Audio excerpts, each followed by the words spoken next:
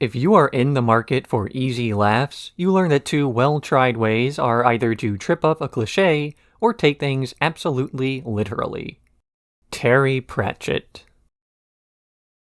Shortly after the cancellation of Adam Reed's bizarre comedy Frisky Dingo, Reed went on a vacation to Spain where his love of adventure comedies combined with the sights and sounds to form the basis of what would become the show Archer.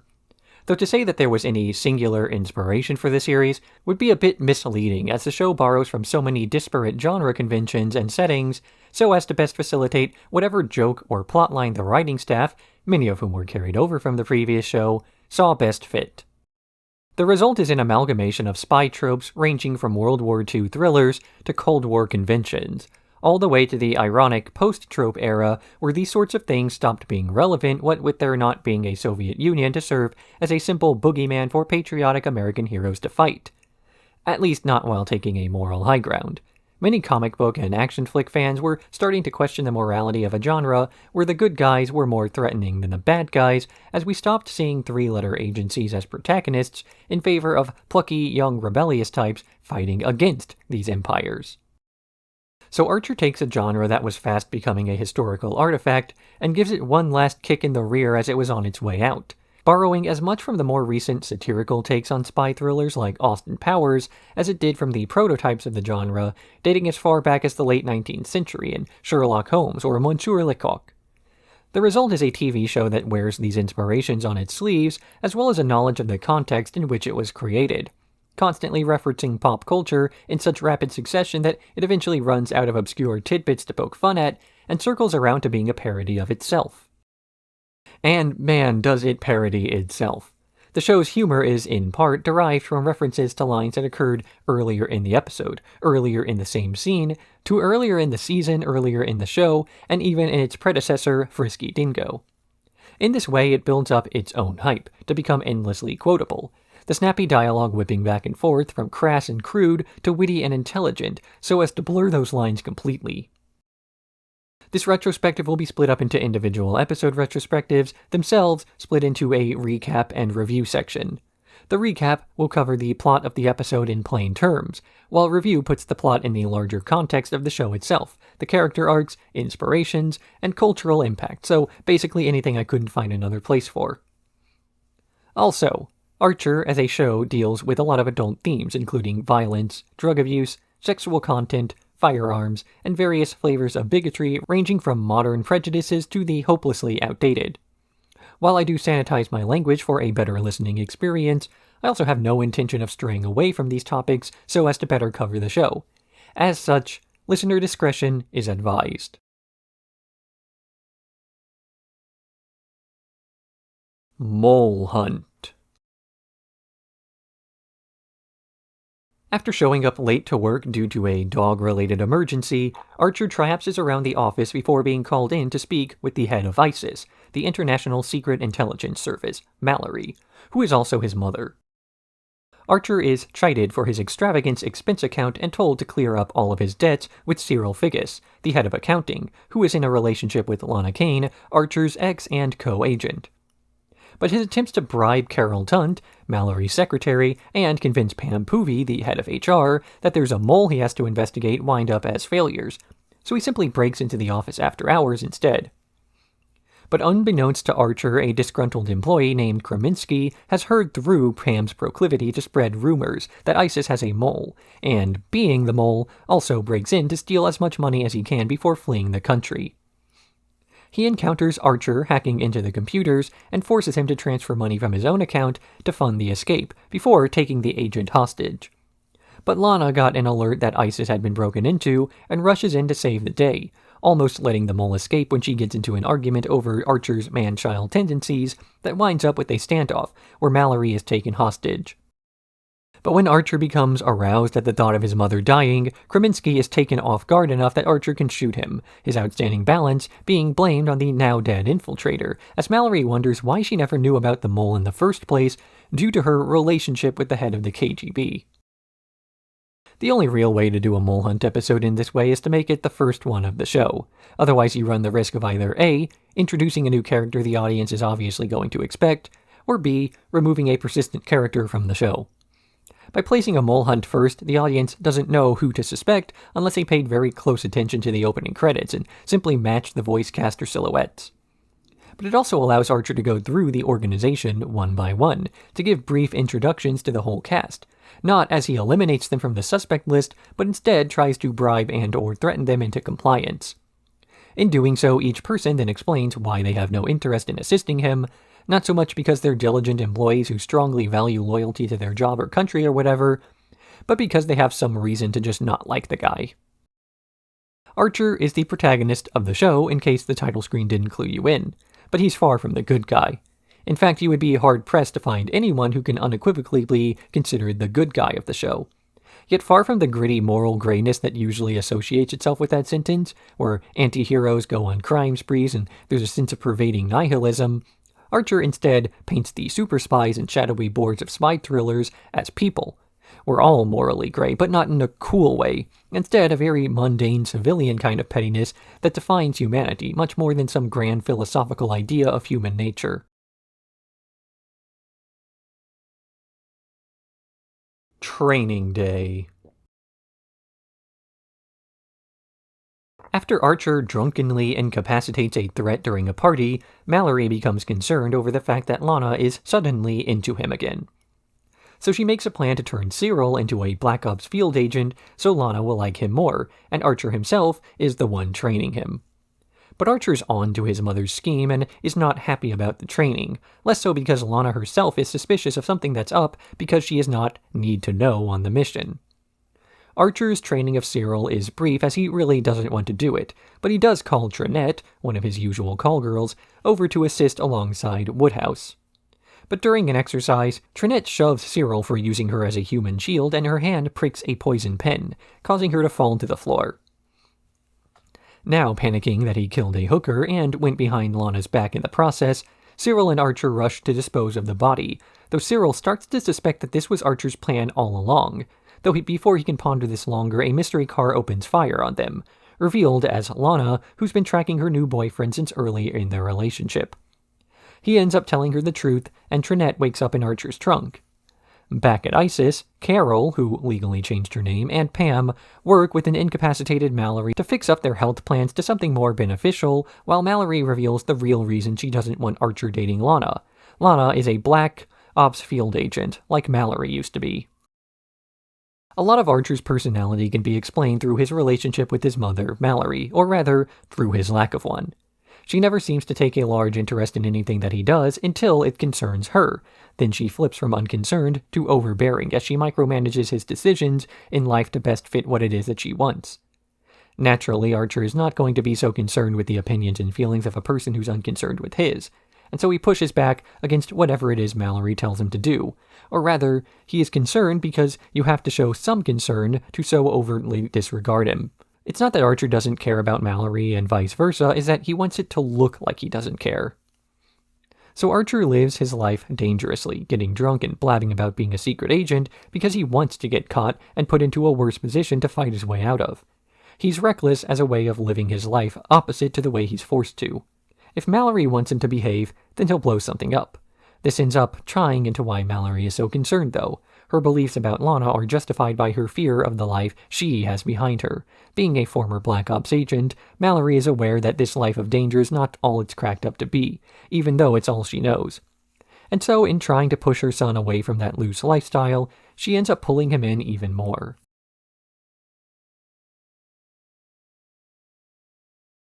Diversity hire.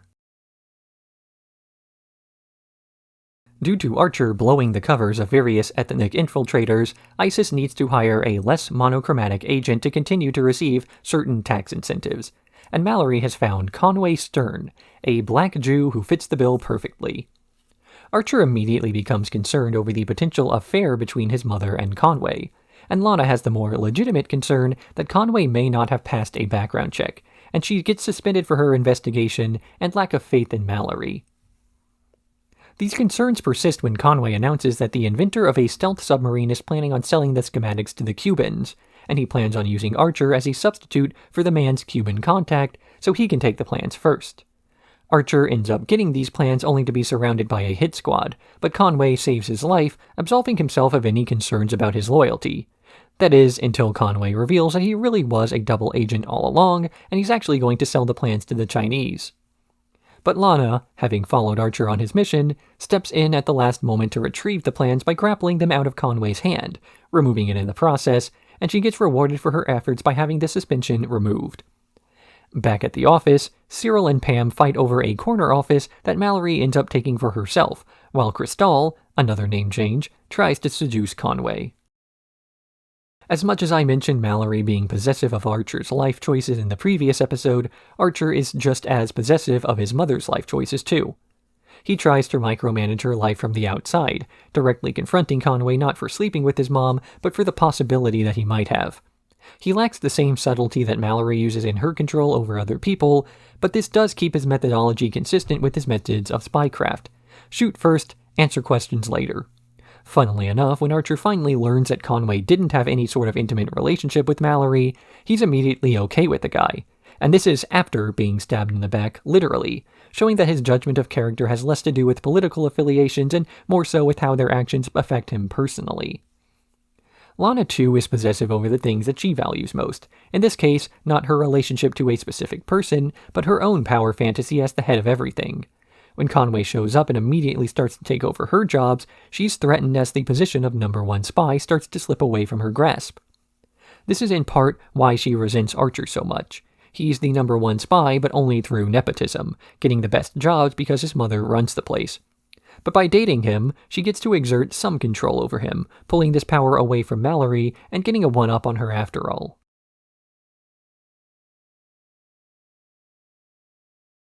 Killing Utne.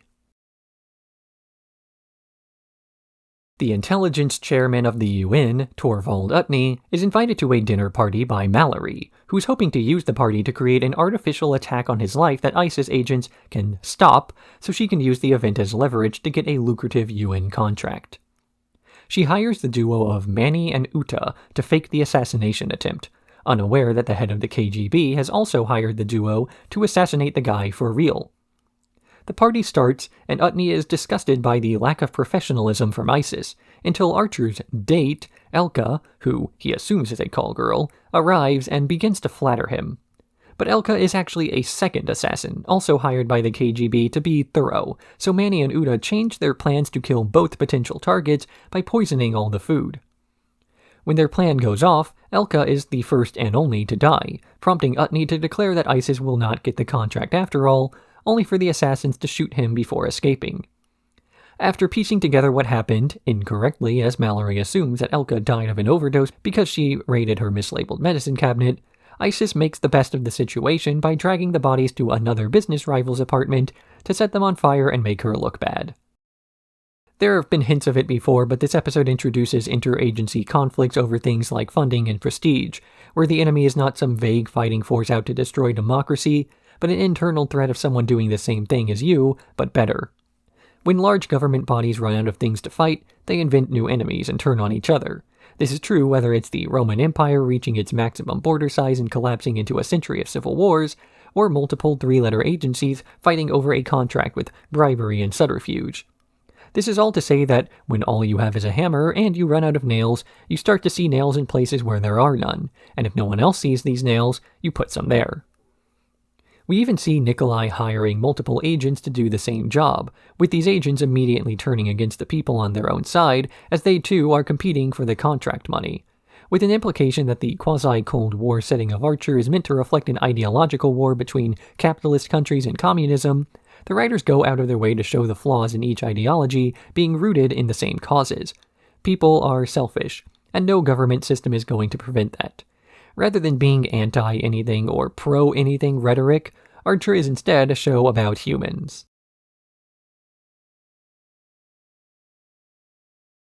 Honeypot. A tape of Mallory falls into the hands of a Cuban rogue agent named Ramon, and upon identifying him as homosexual, something forbidden in Castro's dictatorship, Mallory makes a plan to blackmail the guy by having Archer perform a honeypot operation. But Archer's attempts at wooing the man wind up terribly misinformed to the point of being homophobic. So he's taken in by two Miami gays named Charles and Rudy, who help him in acting more natural. But these attempts are rebuked as well, until eventually Archer tries to confront Ramon over a game of Jai Alai.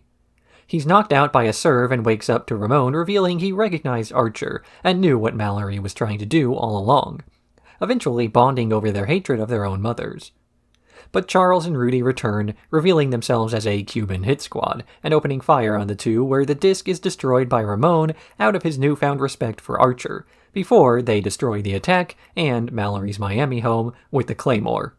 Back at the office, Cyril and Lana play Screw, Marry, Kill with the ISIS roster, while Mallory rejects Nikolai's offers to move in with him in case Archer's mission fails. Archer tries and fails to seduce Ramon as he has the wrong idea about what it is that another man will find attractive, one rooted in a series of stereotypes.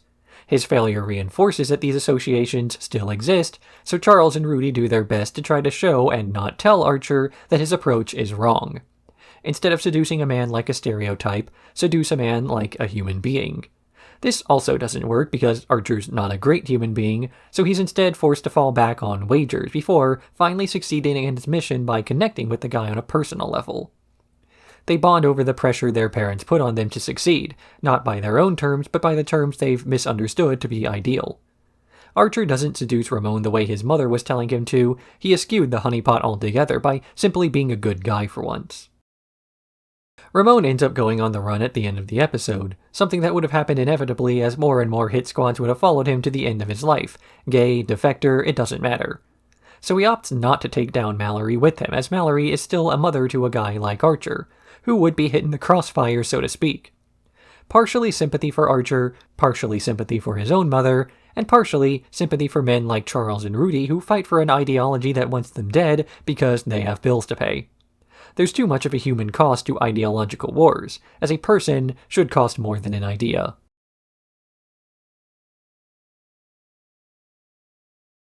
Skorpio. Lana is given the assignment to assassinate an arms dealer named Skorpio on his mega yacht, much to Archer's annoyance, as now he's stuck doing data entry while comforting the very clingy Cyril, which he mostly does by listing all the things that could have gone wrong on Lana's mission. But while Mallory is at a conference, which is a rented boat with Nikolai, her micromanaging sees Lana being carried away while screaming, so she calls Archer to save the day, much to Cyril's terror, who stays behind trying to call the agents before eventually having his phone destroyed by Krieger, and then sleeping with Carol or whoever. Back at the yacht, Archer finds Lana aboard the ship, completely safe and sound, as she explains she was meandering on her mission to take a vacation away from her boyfriend. Archer joins her after donning a disguise, but the two end up in a threesome with Skorpio anyway, who reveals that he knew their identities all along. A shootout happens where Archer and Lana reveal they're still on each other's life insurance, before Archer shoots at the munitions and blows the whole yacht to pieces, with Mallory possibly confessing that Archer is Nikolai's son before he and Lana resurface. The two plots of this episode see Mallory and Nikolai spending time together on a rented boat, while Lana intends to hang out on Skorpio's yacht to blow off steam. The mission statements of each respective organization take a backseat to having some fun, and the fact that, were these organizations to wipe each other out, they would have nothing left to do. The KGB and ISIS are allegedly locked in a secret war, but if ISIS were to finish the job at any point, Mallory would not only be out a lover, but a rifle, and then her whole organization would have nothing left to do. And just as the organizations have to feud to justify their existence, the people within the organizations also have to feud to justify theirs. Lana loves Cyril almost as much as she hates Archer. In fact, exactly as much as she hates Archer due to their relationship being almost entirely predicated on the fact that Cyril is nothing like the other guy.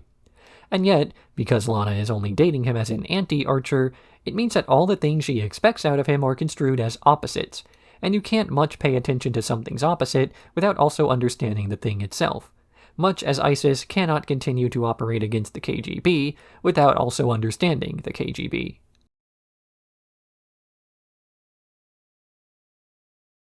Skytanic. Archer and Lana are told to board the rigid airship Excelsior due to a bomb threat that was called in that the captain, Lammers, is concerned with. Also concerned is Cyril, as he always is when Archer and Lana spend time together. So he boards the Excelsior in disguise, as do Cheryl and Pam because they're in the episode too. But Cyril keeps walking in on Archer and Lana in various states of undress, including a planned walk-in by Archer after he finds a lead on the bomber. That is to say, he lost his, quote, wife in a game of Baccarat against one of the investors. Eventually, after trying to chase down a panicked Cyril, Lana enters Mallory's cabin and learns the truth. There was no bomb threat. Mallory called in a fake one so Lammers would give her a cabin for free, and so Trudy Beekman would lose hers.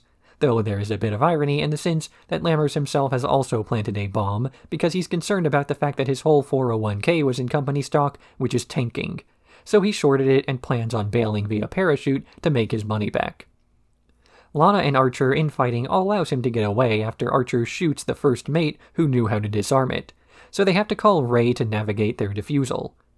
After a few miscommunications make things even worse, they settle for pushing the bomb off of the rigid airship, with Cyril bursting in to assist Lana as Archer was shot in the foot again, and they celebrate repairing their relationship despite bombing whales. The first episode of the first season is about a fake mole hunt that turned out to be accurate. The second was training an agent, ending in a car chase between ISIS. Then submarine plans being sold, merely a cover-up for a betrayal, then trying to scare a contractor, get back a sex tape, justify a vacation, make a fake bomb threat, steal a diamond to expose a security flaw, leave ISIS, and then fake an orgy. Very little of what ISIS actually does is directly related to saving the world, or fighting threats to an ideology, or whatever slogans organizations use to justify themselves. It's all about image and faking that they actually have a real job. And these lies extend within their relationships as well. Cyril and Lana make up at the end of the episode despite the fact that the original confrontation Cyril was hoping to have did not occur. There's an implicit lie to their future now, one spurred on by hypocrisy as Cyril keeps accusing Lana of doing what he himself is just about to apologize for, all while misunderstanding the situation to come out even worse. In general, if a partner suddenly gets very defensive about infidelity, that means they're usually themselves cheating. They accuse others of doing what's on their mind.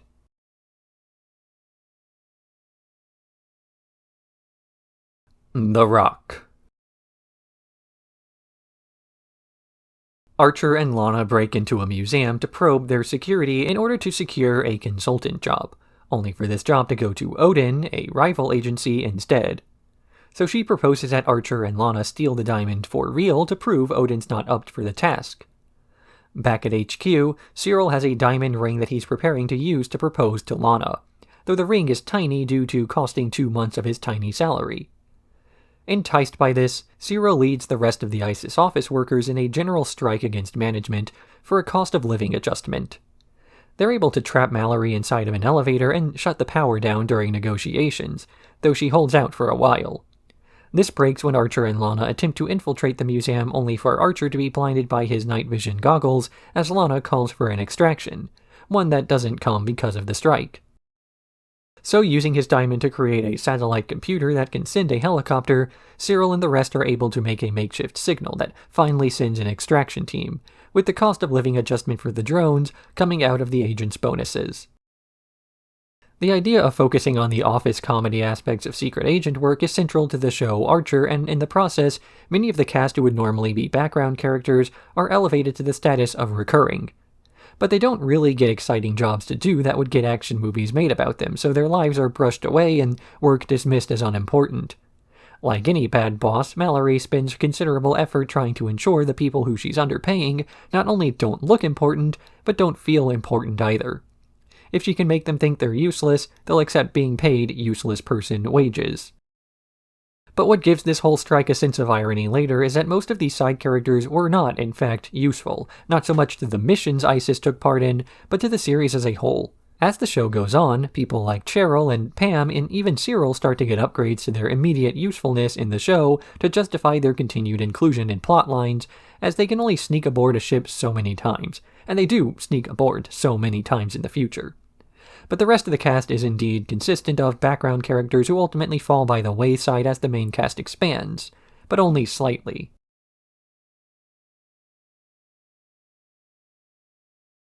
Job offer. Archer and Lana catch a suspect in Paris only for agents from Odin to take him into custody while the two are distracted. As they're recovering, Agent Barry, who Archer crippled years ago, arrives with a business card, asking Lana if she wants to join up. But Archer thought that the offer was extended to him, and when he asks Mallory about moving agencies, she kicks him out by expressing doubt that he'll actually go. Archer arrives at Odin, where Barry realizes his mistake, but his boss, Lynn Trexler, wants Archer on board to make Mallory jealous. This works until a drunken morning Mallory puts out a burn notice, making Archer too risky to keep on board any longer. So Lynn Trexler orders Barry to kill Archer just as Lana arrives, seeking her own job with a jealous Cyril in tow. She hears about the ordeal and even offers to kill Archer herself, but ends up turning on Barry instead, and forging a document to make the burn notice look like a false flag. She breaks out with the guy and stumbles upon Cyril as he's in the middle of relations with the former head of HR, then leaves with Archer, explaining how she threw away her dream life to be with him, though she's still not exactly happy with that. Back at ISIS, Mallory learns of the burn notice and sobers out long enough to act as though it was her plan all along.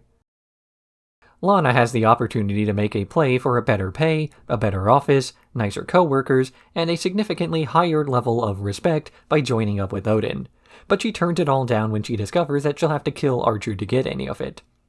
She was fine at first, back when it was simply a matter of leaving everyone else behind, but once she really has to consider the cost of moving up in the world, she starts to second-guess whether it's worth it. Of course, the more pragmatic answer for why she's stuck in this sort of mentality is the fact that TV in general likes to stick with the status quo. So of course, Lana will stay at ISIS as long as the rest of the cast is there too. Archer as a show has much more serialization than most other TV shows of its ilk usually display, but in this instance, that's a step too far for anything outside of a season premiere or finale. This is why the psychological warfare between Archer and Mallory over whether he'll leave or not is immediately picked up on by the audience. We know they're not going anywhere, and in the back of the heads of the characters, they know that too. As soon as Archer actually meets with Lynn Trexler in person, he immediately starts to tell old stories about his mother's abandonment, and even Lana brings Cyril along, who proceeds to spread the ISIS proclivity for getting around with him. Even when they leave ISIS, the cast still can't just leave ISIS.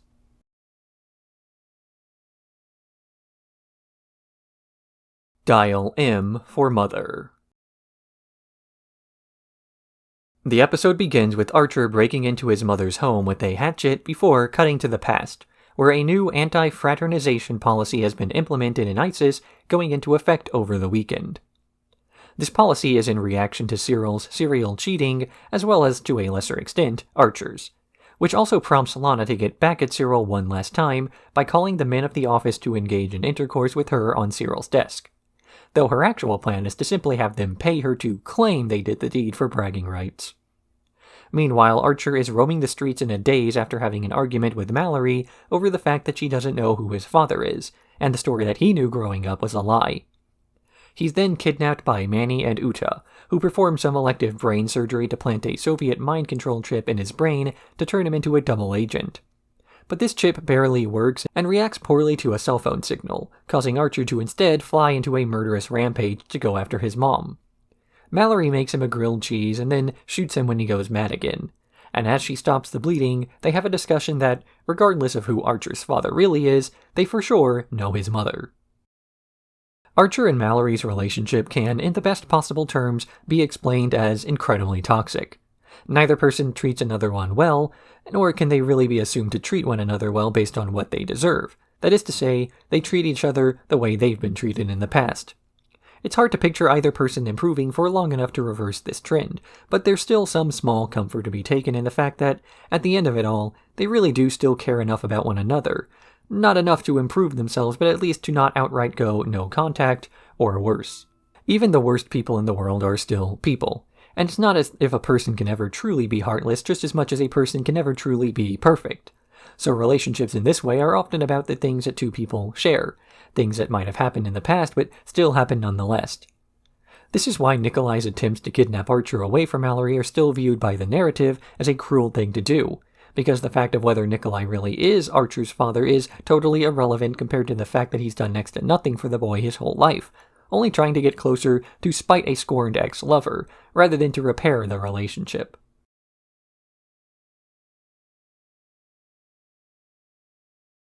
Swiss Miss. After announcing a round of budget cuts, Mallory encourages Cyril to produce some fake financial reports to impress a foreign investor, while Archer, Lana, and Ray protect his daughter Anka at her 17th birthday party from a group intent on kidnapping her. Archer quickly finds out that the girl has an overly flirtatious attitude, with her advances making him as uncomfortable as everyone else is disgusted by his presumed advances. One of these advances occurs as Archer is accosted by a member of the group, who has disguised himself as a bellhop, only for nobody to believe that Archer saved the day due to the man having a twin brother. This results in Archer rushing out alone to save Anka from a detected attack with no ammo, resulting in a shirtless Anka and Archer fleeing on a snowmobile as he picks off the group one at a time. During this chase, he learns that not only is Anka actually completely inexperienced, but that she, like Archer, only acts out because she does not get enough attention. In the end, Archer's caught by Lana in the midst of a frostbite-related emergency that makes it look like he's fondling her, while Pam is able to seduce the investor with tales of her life on a dairy. Through the entire episode, the rest of the cast in ISIS and many of those surrounding him assume that Archer is the one coming onto Anka when there's clear enough evidence to the contrary. It's not as though a spoiled 16-year-old girl is really going to be taking trained secret agents that off guard if there's ambiguity about the situation. But the reason that Archer is always viewed in the worst possible light has to do with the fact that no one is taking the situation as ambiguous. Archer has a history of using and mistreating women, so when there's an instance where interpreting Archer as being a predator is one of the options, nobody is going to look at what the other party might be doing. Act like the bad guy often enough, and everyone will continue to assume that you're the bad guy. But there's also an implication that the only reason Archer acts this way in the first place has to do with the fact that he's seeking attention. He gets dropped off at boarding school for 13 years and ignored by his mother, with the only attention he does get being the result of acting out. Anka does the same thing and picks out Archer as being similar. So there's a real bond there that has nothing to do with their mutual behavior so much as it does the motives behind that behavior. If enough people treat you like you're the bad guy, then you'll start to play the part of bad guy.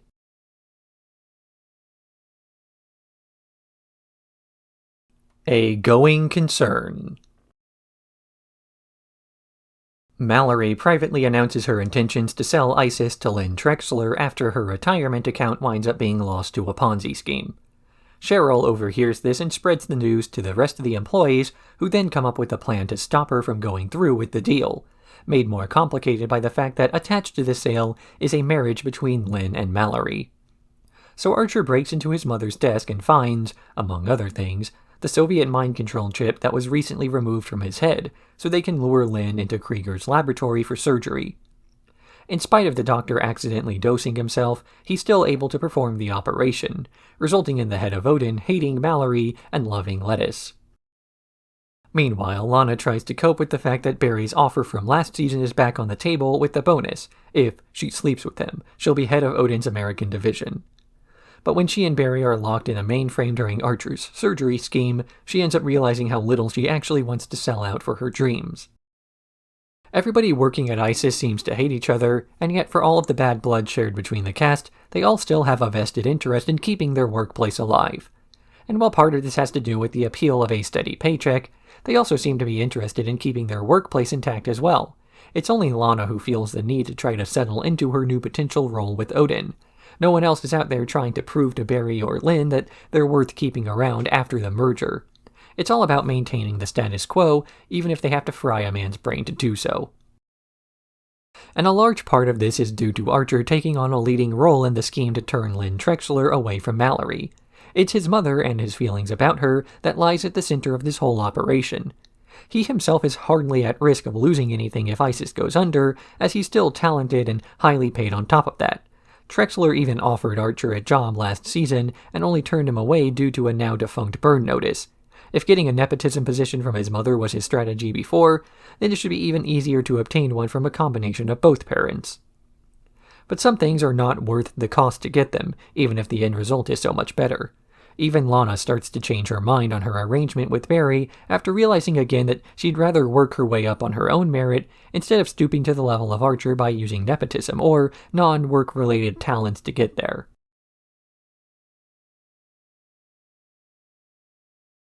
Blood test. Upon entering Mallory's office, Archer discovers Trinette and an infant named the wee baby Seamus, and the assumption is that Archer is the father. Odin is hired to do security for the paternity test to determine the father, and Mallory convinces her son to break in and swap the blood sample with someone else's, somebody who will be chosen during a surprise baby shower his coworkers throw just to annoy him. After a binge-eating Cyril verbally assaults Archer, they plan on knocking him out and drawing the blood from him, which attracts the attention of several other ISIS employees afterwards, with the only remaining step being to break into a bank vault and make the swap. But during the party, Lana gets drunk and baby-obsessed after holding Seamus, and she starts going through Archer's childhood things, with Mallory joining her and ultimately calling Archer mid-mission to tell him to stop. Archer refuses and swaps out his sample with Cyril's blood, ultimately managing to escape undetected, only for the DNA results to be 100% conclusive that Archer is the father. In spite of his assurances that the real father has to be Cyril, Mallory assumes that Archer just did the right thing, as there's no evidence left behind he ever made the swap. Mallory does not want to be the grandmother to 2 generations of bastard children, her experiences with Archer tainting her vision of what kind of relationship a parent and their child might have. She regrets Archer's life as she regrets the lack of guidance she ever gave to her son, and assuming that that reality is inevitable, she wants him to swap out the DNA sample so as to prevent a public association with Archer's mistake. But once she starts to reminisce about her son's childhood, she also starts to realize that mistakes only repeat if you let them, and that she could use her second chance to do better.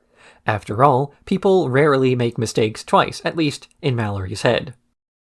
But because Archer happened to pick the one guy at ISIS who really was the kid's father, he now gets to legally be assumed as such.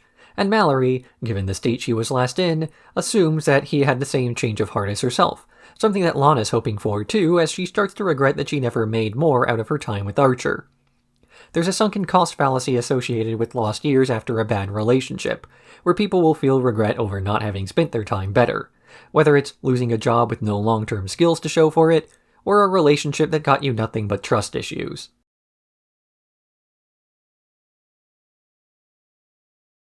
Pipeline Fever. Archer and Lana are sent to Louisiana to stop an eco-terrorist, Joshua Gray, from destroying a pipeline. Archer is only interested in the mission because he gets to commandeer an airboat, though this enthusiasm later blows out the engines on that ship, while Lana is less happy about the fact that the mission is something being done out of concern for the pipeline company's bottom line rather than preserving wetland. After Archer strands them conveniently near the pipeline and Lana burns her hands on the dry ice he brought, they begin to talk about Archer's aforementioned greatest fears, as well as making a few makeshift explosives out of their beer bottles. In the end, Joshua Gray shows up at the pipeline, but claims he's no longer interested in attacking it, as he heard that Lana was one of the agents sent to go after him, as she's a former associate of his who used to protest with this group. In the end, Archer's left behind as Joshua and Lana leave to get dinner, surrounded by malaria and the alligator he shot with a bow. Back at ISIS, Mallory tries to make the office more green for tax incentives, but when the low-flow toilets result in Pam discovering there are women's restrooms in the office, she scraps the whole conversation. Lana and Archer spend the episode debating whether it's morally right to defend a pipeline, knowing that the line is merely a tool in maintaining an industry that does a lot of harm, while also simply filling demand. While Archer is fine with maintaining the status quo, even if that status quo is something unmaintainable, people like Joshua Gray believe that a bit of short-term devastation is worth it to bring attention to long-term issues. Lana is then in the middle. She wants to protect the wetlands in the short term, even if this means stopping a man who she once worked for, trying to bring more attention to a cause he's passionate about, and one that Lana was once passionate about too.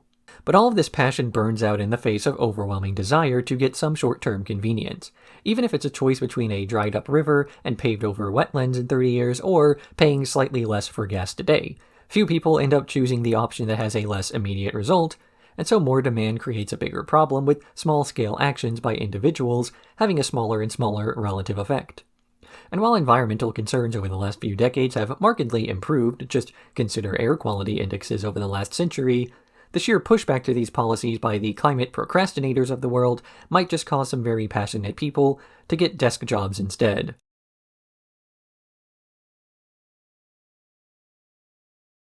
The Double Deuce. The wee baby Seamus is being kept at Archer's place while Trinette is out, and Woodhouse discovers that several members of his old World War I squadron, the Double Deuce, have been dying under mysterious circumstances. He explains that he's afraid for his life, as the men had a tontine together, with one member, Bishop, saying that he went to Woodhouse to set up an ambush for Stilton, the second-in-command who took over after the previous leader was shot down. This previous commander was Reggie, who Woodhouse was Batman for, as well as having gone on a rampage behind enemy lines to avenge his death. When Archer can't stand having the baby around any longer, he drops off Seamus with Mallory, who tells the rest of the story about how Woodhouse was discharged for his actions, wandering aimlessly before delivering Archer and working with the family since then. Back at the apartment, Stilton arrives to tell them that the deaths aren't mysterious after all. The men died of natural causes, and the newspaper simply exaggerated the tales for extra interest. Then, Archer, thinking that Stilton was there to kill them, shows up and pushes him off the roof.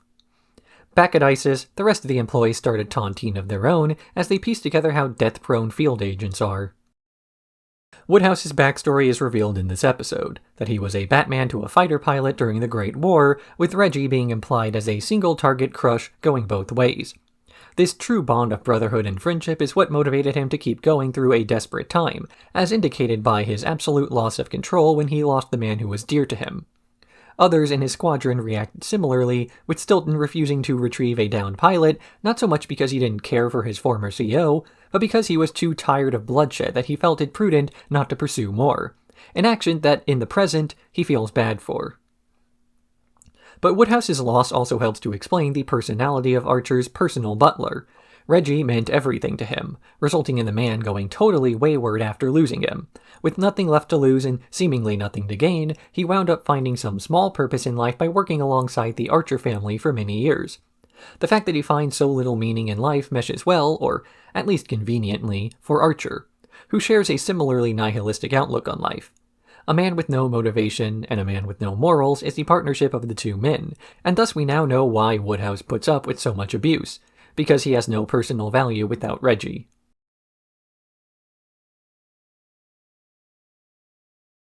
Tragical History.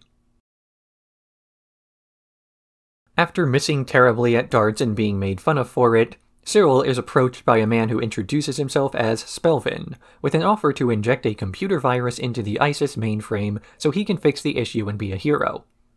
But at the office, everybody is too dismissive of Cyril to give him the chance to do anything, and when he returns to Spelvin with this info, the man reveals that he's in cybersecurity, trying to hack ISIS to scare his other clients and sell more software. But his real motives are made clear when the virus starts de-encrypting the list of ISIS agents and sending them to a remote server, with Spelvin planning on selling the names of every agent to the highest bidder. So Cyril asks Archer for help in getting the names back by making a counteroffer of $50 million, though because Archer doesn't trust Cyril with this mission, his fake briefcase bomb is actually a distraction for Archer himself to go in guns blazing. He's disabled by Spelvin's twin assistants, leaving it up to Cyril to shoot Spelvin himself, something the guy assumes he won't do until he actually fires all of his shots into the server. After bluffing that he has one bullet left, Spelvin lets Archer go and leaves without the names, while Archer surprises Cyril with how relaxed he was about the whole ordeal. This is an episode about security and insecurity. Not so much the security of the file systems within ISIS, that's just a happy coincidence, but the insecurity felt by characters like Cyril and how this personality trait of his winds up making a human entrance into a soulless intelligence service. Because a system that's run by people will ultimately inherit the flaws of the people who run it. They're not machines. If Cyril feels like he can prove something by opening himself up and being vulnerable before a stranger who seems to have his best interests at heart, then ISIS itself will have an opening that a bad actor can weasel into. This is actually one of the big reasons why Archer is such an effective agent. He is totally detached from his job and his own life, passing from hedonistic ideal to hedonistic ideal. After Cyril nearly gets the agency destroyed, Archer saves the day and immediately tries to find a Japanese-style bath within Spelvin's manor, rather than concerning himself with some sort of post-mission debriefing. The way that he doesn't care about anything also means that he can't really mess things up for ISIS, at least not in a major way. We've seen him get plenty of agents compromised because of his lack of concern. But while Archer might damage his allies through ignorance, it's not something that he's done out of a personal desire. At least not yet.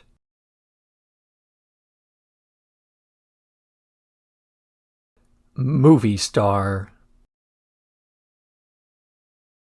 A famous Hollywood actress named Rona Thorne visits ISIS to research her role in an upcoming spy thriller, Disavowed, and when Lana finds out that Archer wants the job, she takes it herself.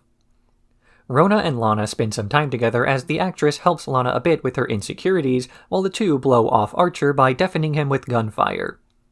Jealous, Archer decides to take on a job to countersnipe a Soviet premier's visit that Lana and Rona also take from him. So he gets revenge by borrowing some of Krieger's robots to fake a series of threats for Lana to take out. Back at ISIS, Mallory calls Cyril into her office as she is hoping to rewrite the script for Disavowed herself with the intention of replacing one of the characters with a self-insert, only to recreate Mandingo and sell the idea of a sequel to that movie instead.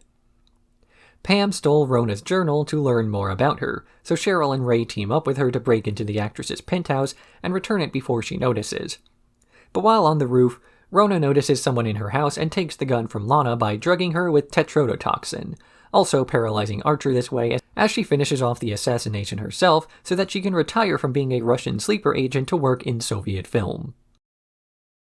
Throughout this episode, Rona Thorne dodges questions about her agent's name and credentials, refuses to elaborate on any of what her job actually entails, and never explains the intricacy of her role in such a way as to justify why she actually needs to see the inside of an intelligence agency's operations.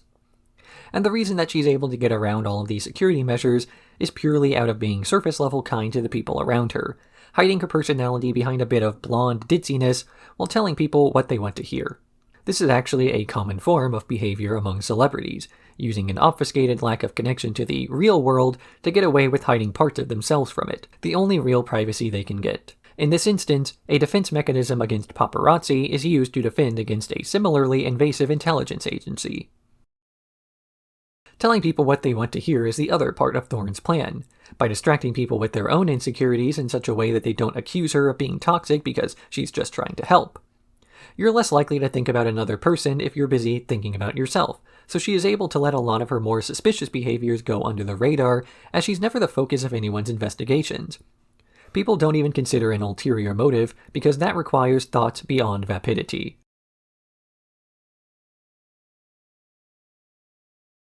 Stage 2. Mallory is meaner than usual to everybody in the office, and Lana discovers it's because she found a lump during a checkup. Archer becomes concerned with the possibility that he, too, might have cancer, so he goes to the doctor with his mother, where it's revealed that, while Mallory herself is okay, Archer has stage 2 breast cancer. He tries to stay positive about this, being nice to everybody and offering occasional apologies. This apology tour includes getting Seamus's name tattooed on his back, and vice versa, and also going to Las Vegas with Woodhouse's brother and getting arrested under Cyril's name. When he finally opens up about his fear of the surgery being unsuccessful, he and Mallory cry together before he goes home and sleeps with Lana. But the surgery is a success, and the whole office celebrates his complete recovery, with Archer going back to his old habits immediately. That is, until the doctor calls and reveals that the cancer spread to his lymph nodes, and then he got his charts mixed up, and then reconfirming again that Archer has cancer. While Archer, the show, has always maintained an element of continuity, it still largely makes its plot standalone enough so as to be watchable in any order. This is not so much an active effort by the showrunners to make sure that no plot has any real lasting stakes to it, but is, as with most shows in a similar vein, done as a compromise with networks, who want better fodder for reruns and schedule-filling material. With this episode and the next, this relationship is askew to the point that this can be considered the first honest two-parter that's not merely just an episode with minor callbacks to a previous season's event. The reason I say this is that this episode is not only a plot-centric two-parter, but a thematic two-parter episode as well. This is the trough and peak of an action movie's interest curve, where we see Archer in Stage 2 as going through the very slow motions of a death scene. Characters sit around as the action takes a backseat to more emotional vulnerability. Archer here tries to make his peace with those around him by saying the things he's never had the chance to say before. Not so much that he couldn't say anything, but that he didn't want to deal with the emotional fallout of doing so. Being nice to somebody is meaningless if you don't do it consistently and follow up on your words, or if you die before you can contradict those claims.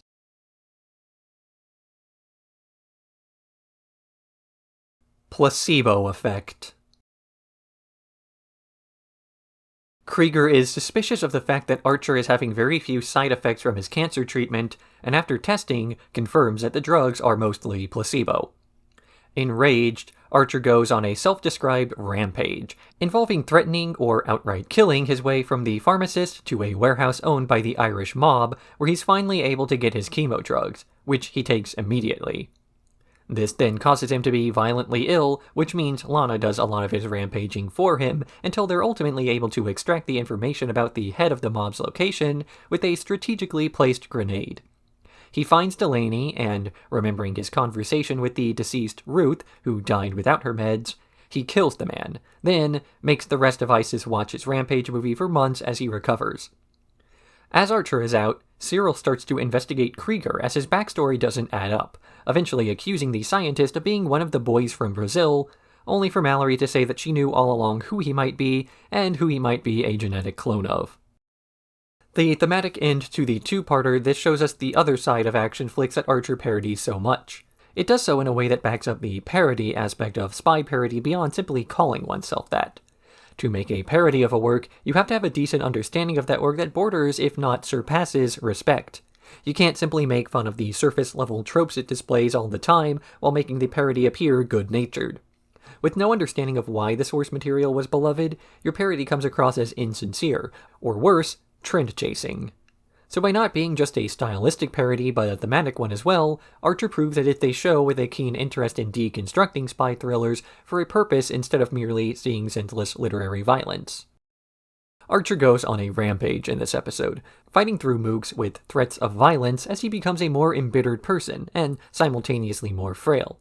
He takes his chemotherapy meds mid-rampage, resulting in physical weakness that debilitates him. In so many other spy movies, the protagonist shrugs off massive amounts of physical pain, breaking through windows without so much as a scratch, and then proceeding to run on foot for miles. In Archer, the protagonist is crippled by chemotherapy more than a gun wound.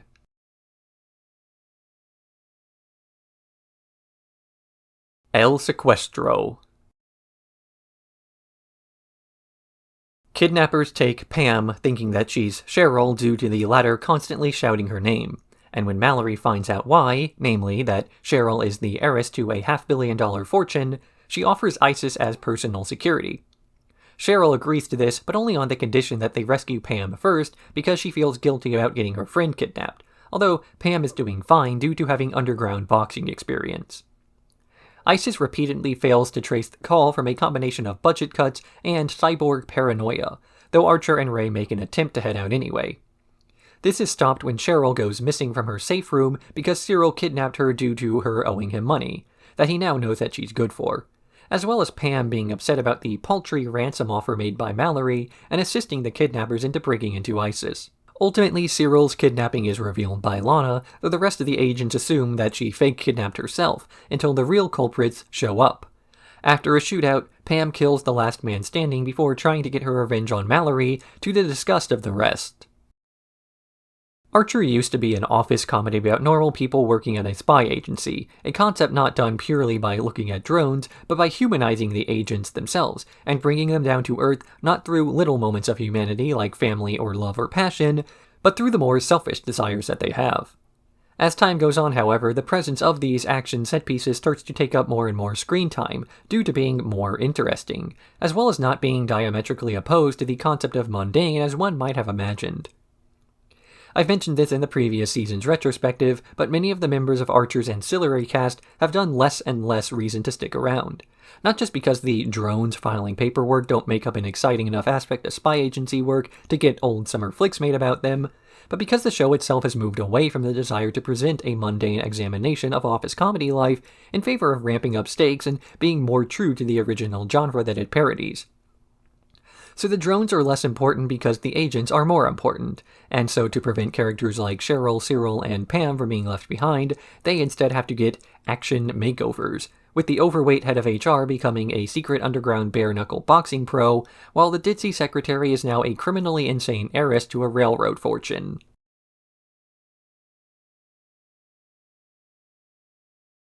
Jeu Monégasque. Mallory borrows all the money from the ISIS 401k accounts in order to buy back a tape from a casino owner in Monte Carlo during the Grand Prix, with a plan to have Archer steal the money back afterwards. But Archer, who deposited the money in the casino in order to have a fancy room comped, is pressured by Benoit, the head butler, to actually gamble some of it, and he very quickly loses it most. When Ray and Lana find out where the money came from and that Archer lost it, they make a plan to rob the casino, only to learn that Benoit has already done so and he's running away in a stock car. A chase ensues, ending when Archer's able to jump from car to take the bearer bonds from Benoit before he crashes into the attack helicopter that the casino's owner is chasing them in. They're able to return the money and the tape to Mallory, just as she starts to worry what the rest of the ISIS drones will do if they learn what happened to their retirement, which is to sell the office equipment to gangs, only to realize they forgot to ensure they actually got paid for this. Competency is when you're able to get into a fight with several armed security guards at point-blank range and come out not only on top but no worse for wear in the process.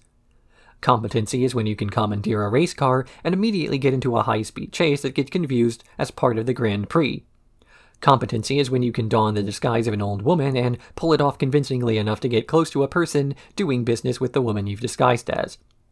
Incompetency is believing a multi-million-dollar casino and hotel will look the other way as you use them as a personal bank to get access to a stateroom. Incompetency is not recognizing that the casino's bright lights were built off the back of people getting drunk and gambling before getting drunk and gambling.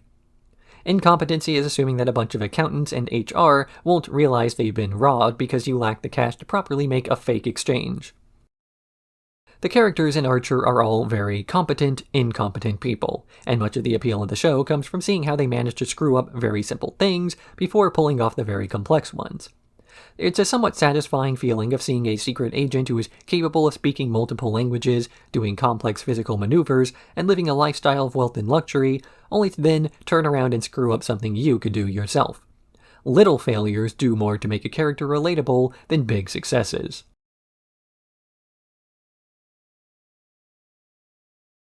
White Knights.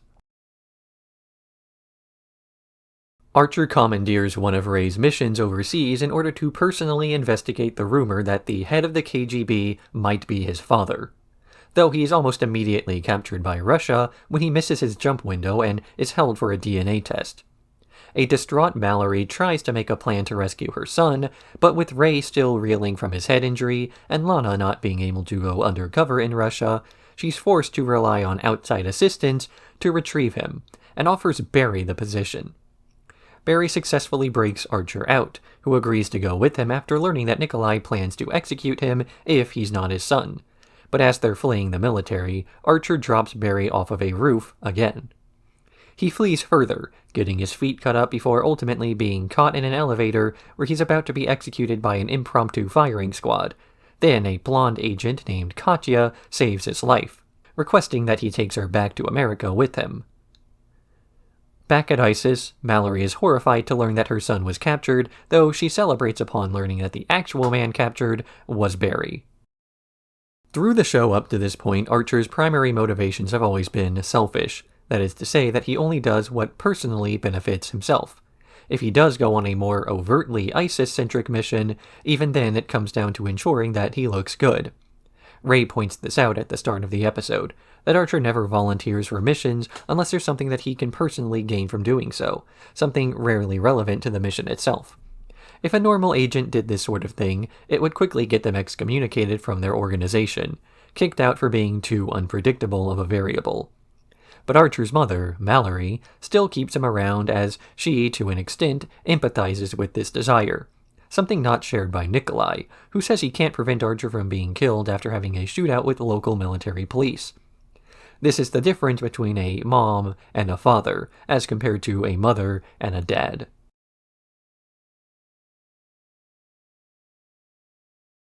Double trouble. Archer and Katya are back at ISIS, with Archer trying to get her a position as a new agent despite everyone else being unsure of her loyalties. These fears are compounded when they walk in on her discussing Krieger's upcoming project, so they hack into the KGB servers to confirm her status and learn she is listed as a double agent. When Katya is confronted about her suspected status as a double agent, Archer steps in to defend her against Lana and his mother, before retreating home to get his bug-out bag. Woodhouse is ordered not to give it over, though he relents when he learns that Archer is serious about his new life with Katya, something the rest of ISIS sees after a brief but harmless shootout where he defends her. In the end, it's revealed that the KGB only faked that she was a double agent to cover that she defected, and that the secret plan she had with Krieger was reusing his wedding assets to marry Archer. Ultimately, Archer and Katya have a marriage on the veranda that's crashed by Barry, now rebuilt as a Soviet cyborg, though he does immediately go rogue to get his revenge against Archer. Katya sacrifices herself to stop Barry from killing Archer and throws both of them off of the roof, dying in the process while Barry, again a cyborg, survives. The last episode saw Archer fighting his way into and then out of Russia in an attempt to learn the identity of his father, a mission done purely out of his own selfishness that got others killed and Barry re-injured. But in this episode, he has a big escape from America while being pursued by his own countrymen in ISIS. The difference between these two missions being who they're for. Archer left last episode on a selfish errand, and he's leaving in this one for a selfless one, fighting to defend Katya's honor and his love for her. But this then creates a new dynamic, one that's yet to be explored, because so far, despite the shootouts and chase scenes and explosions, Archer as a show has never had especially high stakes. This is a result both of the standardization of the show, preventing plot and character development, but also the fact that the character of Archer has never been personally invested in anyone else when performing as a field agent. He only cares about himself, though there's no real risk in his career so long as he and his interests are kept intact. But now, Archer finally cares about another person, and so the stakes are higher than ever before because now he has something that he can lose. The titular character Archer is not going to die in a show named after him, but now there's a risk of losing somebody close because there finally is a person who's close.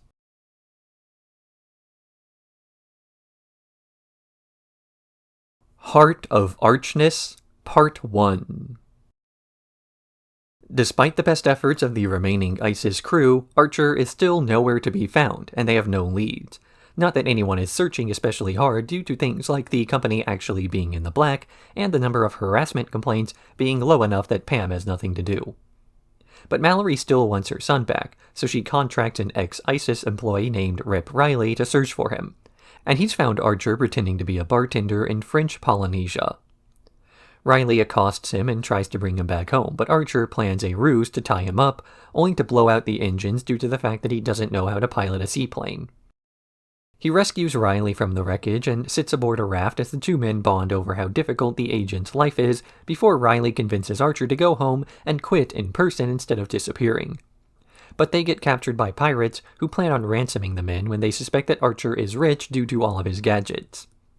He then turns these gadgets against the crew, and upon killing the captain, is hailed as the new one, with Archer declaring that he no longer plans on going home because he wants to rule as a pirate king. Meanwhile, ISIS has tracked the beacon Riley set and has sent Ray and Lana to rescue him from the pirate fortress. The explanation for Archer running away from ISIS is the fact that he's attempting to cope with the death of Katya following the finale of the previous season. But the method he uses for coping seems to be identical to how he lived his life before, sans the secret agent organization he supposedly works for. And while trying to live your life normally is indeed a good way of dealing with the stressful situation in the short term, one eventually has to confront the reasons for their trauma in order to move past them. But Archer's way of living pre-Katya was to simply avoid his problems, so he continues down a cycle of running from his issues, staying in that first phase of denial for as long as he can, because that's just how he knows how to live his life.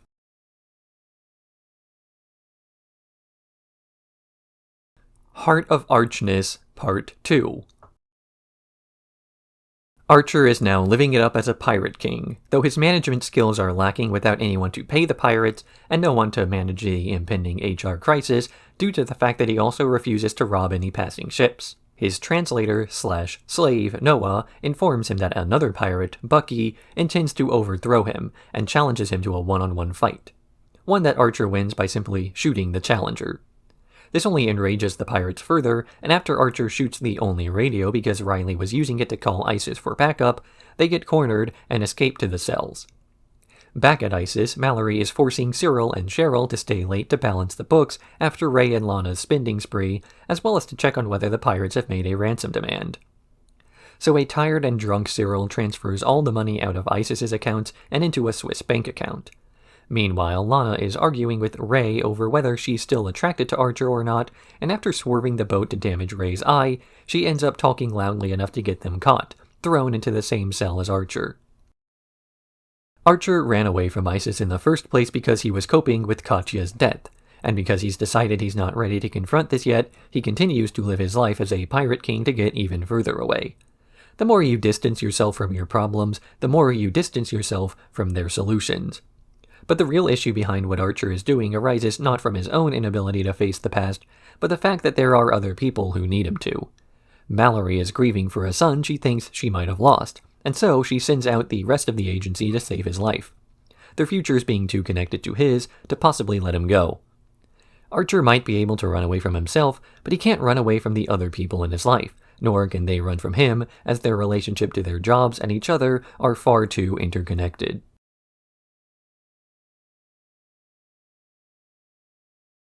Heart of Archness, Part 3.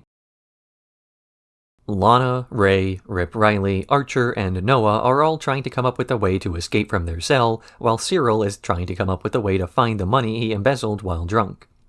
Pam suggests that he simply drink until he gets back to his old state of mind, and the two eventually come up with the password guest. This doesn't matter as Mallory has already called off the negotiations with the pirates due to the fact that the pirates have messed up the negotiations because Archer grabbed Bucky by the arm to hold him as a hostage, disarming him with the series of punches due to his frustrations about Mallory having to bail him out again. This, compounded with the anger that the rest of ISIS is feeling towards Archer for discovering that he was on the island voluntarily, comes to a head when Archer and the rest finally manage to tend to the wounded and escape, only for Archer to demand that they land so his pirate lacrosse team can play in the finals. Something that Lana convinces him not to do, as she threatens to tell Mallory the truth behind the pirate adventure if he does. In the end, they get home, Lana keeps her word, and Ray, who was shot by Bucky in the struggle, is confined to a wheelchair. By the end of the episode, Archer doesn't even remember the name of his former fiancée, the entire ordeal having stopped him from thinking about her for long enough that his grieving process can move on. His concerns once again lie with trivial things like a pirate lacrosse league, and not with more serious matters such as Ray bleeding out or Lana being severely injured. Archer's escapades have finally gotten everyone hurt except for himself, and thus he is able to move on because that's how things were before. It's also the motivation he keeps with him for a lot of the episode. Archer has always been bailed out by Mallory whenever something bad happened, to the point where he can only name one minor issue that he solved on his own. The last, and possibly first, time that Archer did not have to rely on his mother for an assist was when he planned on running away with Katya. In that moment, things went from bad to worse and he refused to accept help from Mallory as she knew she would never offer it. For the first time, Archer was ready to do something truly independent, not something done with the help of others, not something done in spite of his mother, but something that he did because it's what he wanted to do. And then a person close to him was killed and he was the one who felt responsible. So Archer had to prove not only that he no longer cares about Katya, but that he's able to get over her death, again, without help from anyone else.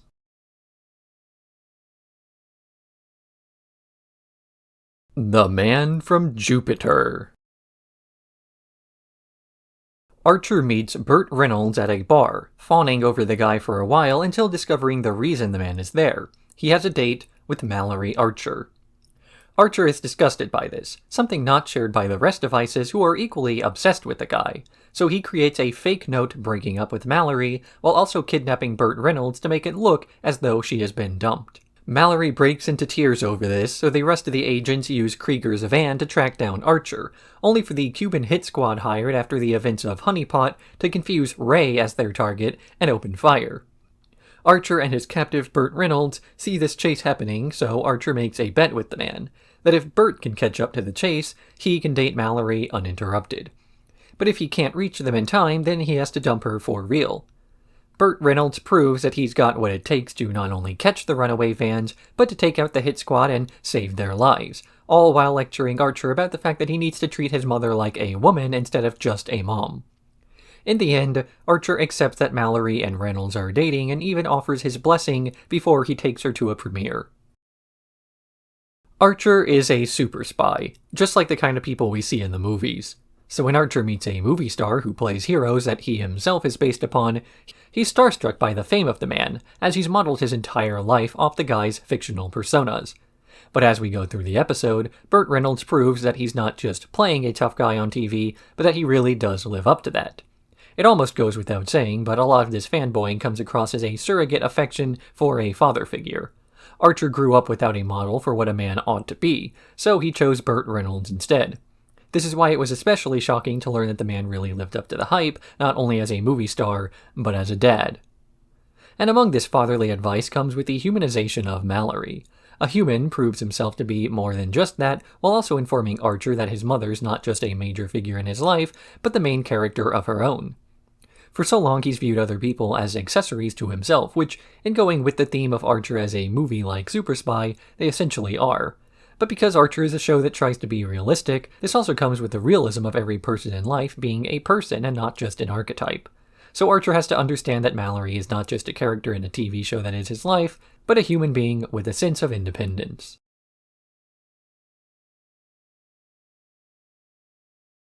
El Contador. Because of Ray's crippled state, Isis is short one field agent, so Mallory gets the idea to promote Cyril to the status of field agent just before sending the team on a mission to hunt down the drug lord Calzado for a DEA bounty. Archer and Lana are both unsure about this promotion, especially as Cyril spends more time reading through the financials on the dossier than checking for booby traps, eventually disappearing when Archer turns his back on him. While arguing about whose fault this is, the two are captured, where they learn that Cyril is now by Calzado's side, later explaining himself as having bluffed his way through by claiming to be an accountant and offering to reduce costs. The next day, Calzado announces that he plans on hunting Archer and Lana for sport, and Cyril suggests splitting them up to wager on who can catch their prey first. The actual plan is to meet up with Lana and then use Archer as bait to trap the drug lord. Though, when Cyril gets too full of himself, ordering Lana to tie him up, they allow Calzado to beat him up a bit before taking him into custody, only to learn that they aren't getting a reward as the agent forgot to get a receipt. Back at ISIS, Mallory has the entire office do mandatory drug testing, which Krieger uses as an opportunity to test a new herbal cleansing tea that results in the remaining workers having severe hallucinations. Rather than recruiting a new agent from outside of ISIS as Mallory has threatened and followed through on before, the idea instead is to promote internally, and have Cyril assigned to the position despite having failed on multiple occasions to live up to the idea of a super spy. And yet, his inability to be a top agent in the same vein as Archer or Lana is precisely why he's able to succeed in his mission. He knows that he can't win in a firefight, so his idea instead is to bluff his way through the situation he finds himself in. And this works, as he has plenty of experience not in being a spy, but in dealing with the fallout from other, more brash spies before him. Cyril understands all of the super spy tropes, and thus is the ideal candidate to be a spy, right up until he has to do anything physically related to his duties. Lana lets him get beaten up in the jungle because he was getting too self-confident, but far from this being a random, unnecessary cruelty, it was instead an action done out of a greater concern moving forward. Lana already has to deal with one overconfident jerk who gets her into more trouble more frequently than he gets her out of it.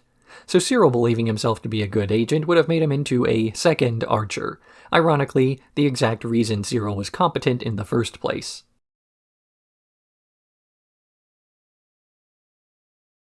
The Limited. ISIS is transporting Kenny Bilko, a Nova Scotian separatist leader, by train to Ottawa to face justice. Mallory repeatedly insults the crew, only for Cheryl to reveal that, as the owner of the rail line, She was able to attach a few cars of her own, and that she's giving the crew permission not to serve Mallory if she's rude to them.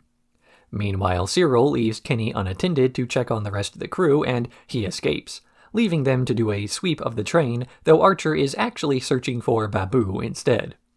But as they're searching, the train is stopped for border security and a group of Mounties come on, which Archer and Lana suspect are actually Kinney's boys in disguise, something confirmed when another group of Mounties also boards, and they're unsure which is real.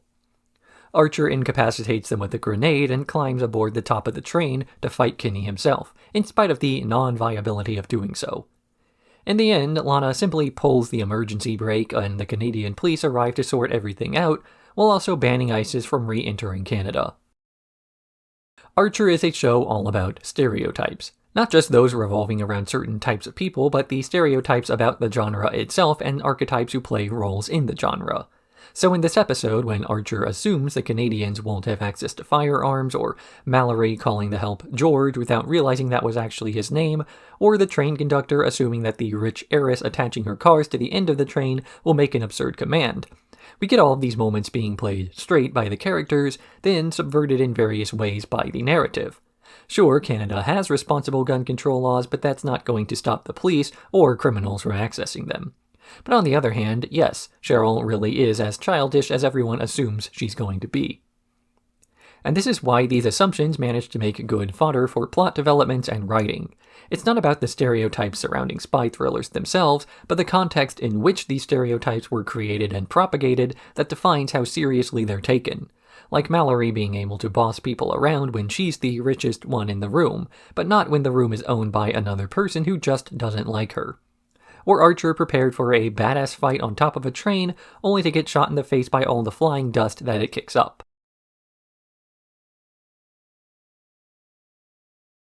Drift problem. It's Archer's birthday, and after a short fake-out where nobody acts like they remembered, Archer's finally taken outside to see his brand new spy car.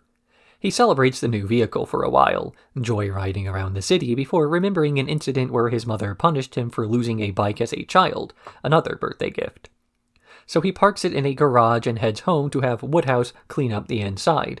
But Woodhouse can't find it, leading Archer to deduce that it was stolen, and the rest of ISIS to come along on an infiltration of the Yakuza after they learn that Pam is a drift racer with them.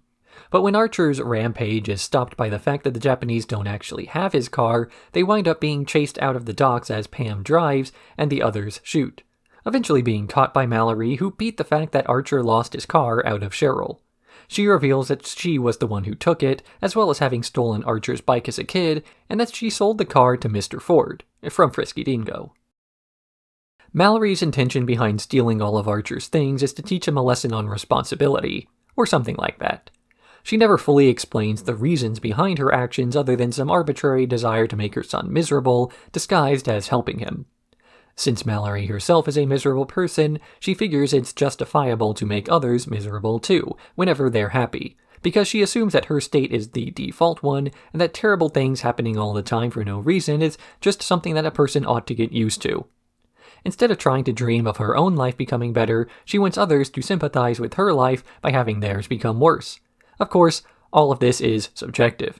How bad can one's life be when they have a table made of an endangered tree while owning multiple sets of priceless glasses and living an overall life of luxury? It's not as though Mallory is unique in this method of thinking, though. Many of the other characters of Archer have a similar method of being miserable due to some overwhelming personality flaw and trying to force their misery onto everyone else. Cyril copes with his utter lack of self-confidence by trying to downplay everyone else's abilities, casting doubt on whether they can actually do the things they say they're about to. Cheryl is clinically insane and tries to make it everyone's problem. Lana has an ego that outmatches her accomplishments and tries to make sure that no one else feels properly rewarded for their efforts. And Archer himself is a type to be so attached to material things that he constantly assumes others are out to get him for these things.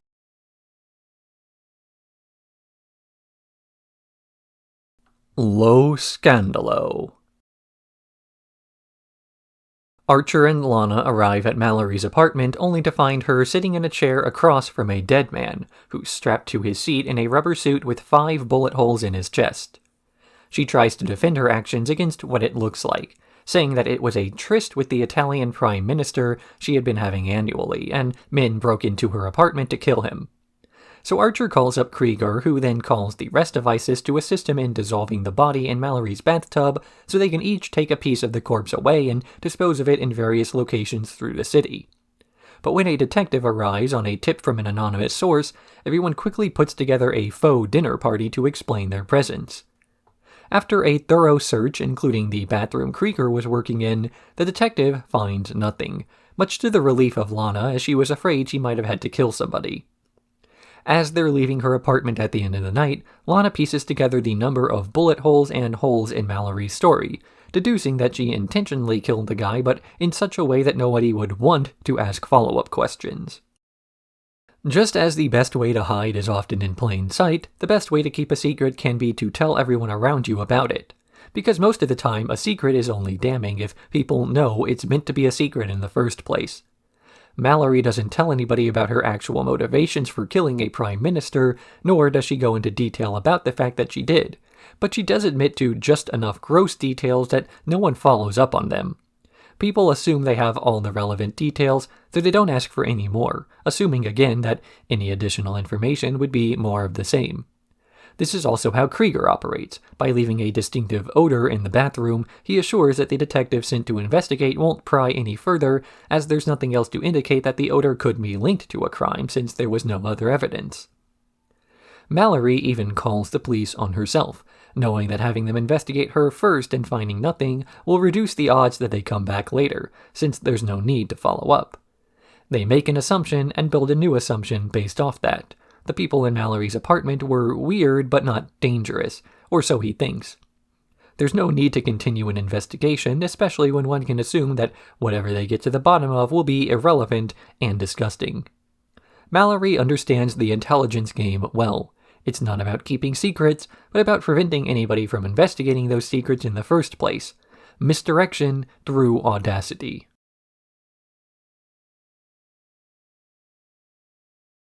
Bloody Ferlin. Archer and Lana are investigating a break-in at ISIS HQ only to discover that it's Ray, not only breaking into the armory, but standing on a ladder in the process. He reveals that not only was he pretending to be paralyzed, but his brother, a drug farmer in West Virginia, is about to have his operation seized by a dirty sheriff. So Archer and Ray bring Carol, pretending to be Ray's wife, down to West Virginia to clear up the situation, only to quickly learn that his brother Randy has an open marriage with his wife and wants to let Archer sleep with her in exchange for sleeping with Cheryl. Ray learns of this and has to pretend to be mad to keep his cover story intact, as his family doesn't know that he's gay, only for the entire operation to be called into question. So Archer reveals parts of the truth. Ray is actually a secret agent, which is why he never visited much, and when the police arrive, they learn more of the truth. The sheriff was not trying to steal the farm, he was trying to bring a drug farmer to justice.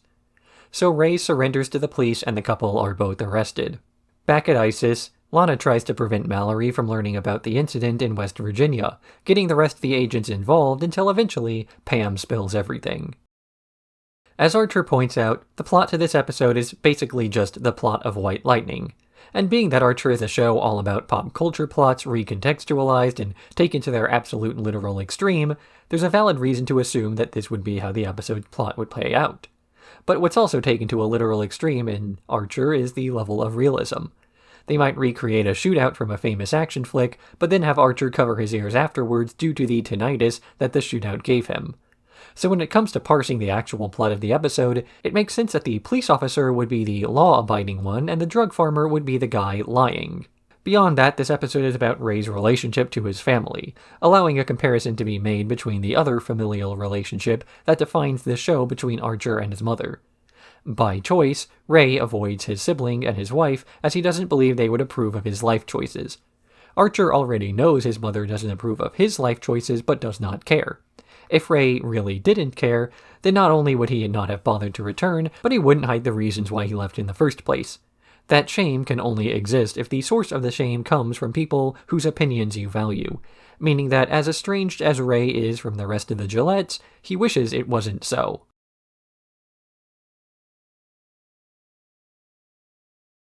Crossing over.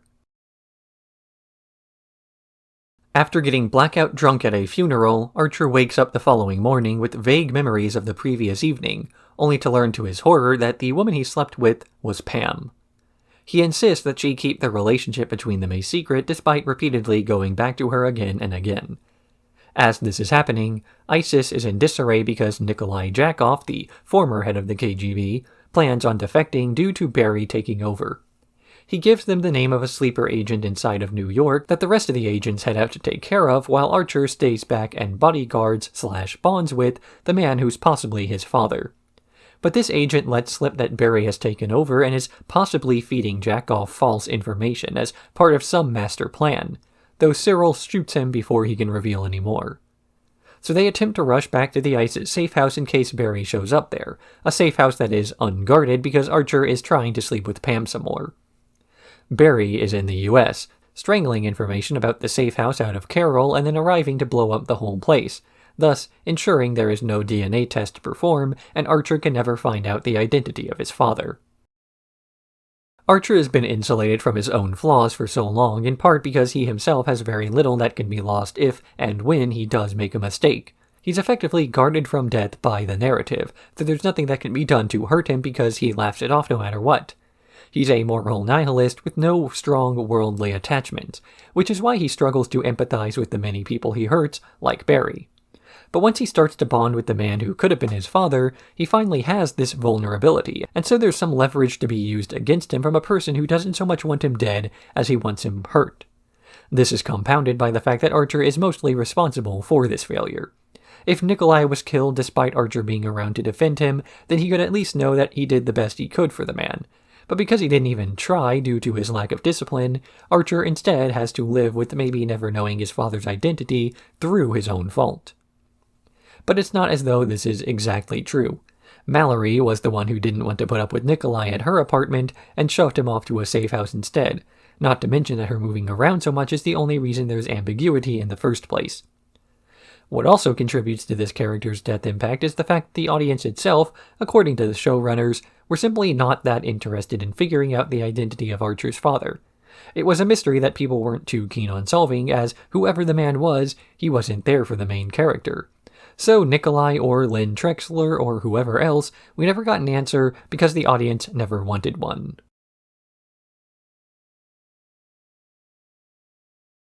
Skin Game.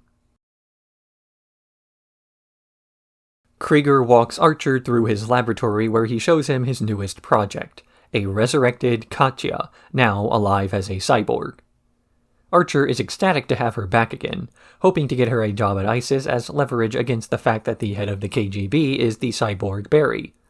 But back at Archer's place while celebrating her return, he starts to be weirded out by some of her new cybernetic detachments and begins to question whether a relationship with her will work after all. But he returns to ISIS to talk it out with Cyril as Katya talks with some of the others, and they reconcile their differences by calling the wedding back on, mostly because it would annoy Mallory. But Barry crashes this second wedding as he was able to track the Soviet implants inside of the new cyborg, and they begin to fight. Krieger puts ISIS on lockdown to try and power down their photovoltaic cells, but when Archer dons his night vision goggles to fight Barry in a weakened state, he instead finds the two robots making love. Barry and Katya have enough in common that they decide to stay together, and Archer begrudgingly lets her go as Mallory says her "I told you so's." Katya says that she never asked to be reborn as a cyborg and that she's feeling ambivalence about whether she can adapt to her new life. But Archer's response to this is not very assuring, with him saying that he plans on staying with her no matter what, only to balk at the first time that these downsides make themselves known. She first defected to the US out of love for Archer, hoping to spend the rest of her life with the guy.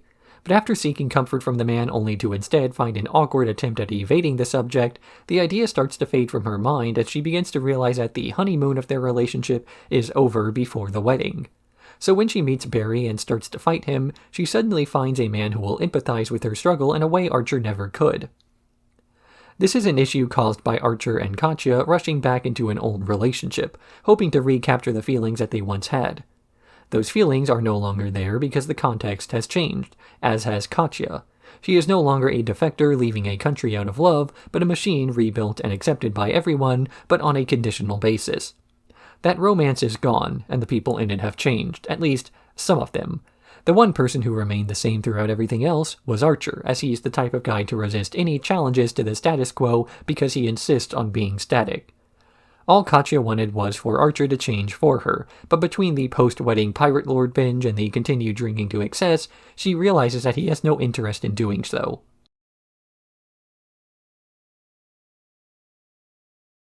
Space Race Part 1. Isis is approached by Drake of the International Space Agency regarding a mutiny aboard their space station that they need field agents to defuse, as Isis has no loyalty to any of the potential factions aboard. They get very little actual training, as the situation is too urgent, though Drake seems unconcerned with their lack of ability in landing a shuttle back on Earth compared to his enthusiasm to bring aboard Mallory and his leniency with accepting Cheryl and Pam. As they're preparing to dock with the station, Archer gets put into storage due to shooting Cyril and Pam with a stun rifle, though he eventually manages to convince Pam to let him out, just in time to assist the crew in a shootout against the crew started when Cyril shot haphazardly into the hallway. Archer's able to get everyone safely to the main section of the ship, only for the ISIS members to be disarmed and the other astronauts to talk about breeding stock. In the end, it's revealed that the crew members they fought their way through were the mutineers, fighting against a plan to repopulate and terraform Mars. As they're preparing for a mission, Archer shatters a window in their flight simulator and gets praised for his actions by Drake, commending him for his quick action without stopping to think about what he's doing. There are several smaller hints about his intentions through the episode, like getting defensive about the utility of terraforming projects when questioned, or when Archer annoys him on the rocket and he cuts the guy's oxygen. But this one stands out above the rest as it plays into why Isis in general was able to get deceived in such a way in the first place. He rushed them through training and orientation. He constantly stressed the lack of time they had, and their training was less about preparedness and more about keeping everyone too occupied to have the chance to question if he was the good guy in the situation. People tend to be biased towards the first source they hear from in a conflict, and so long as there's never a second source, that bias will remain.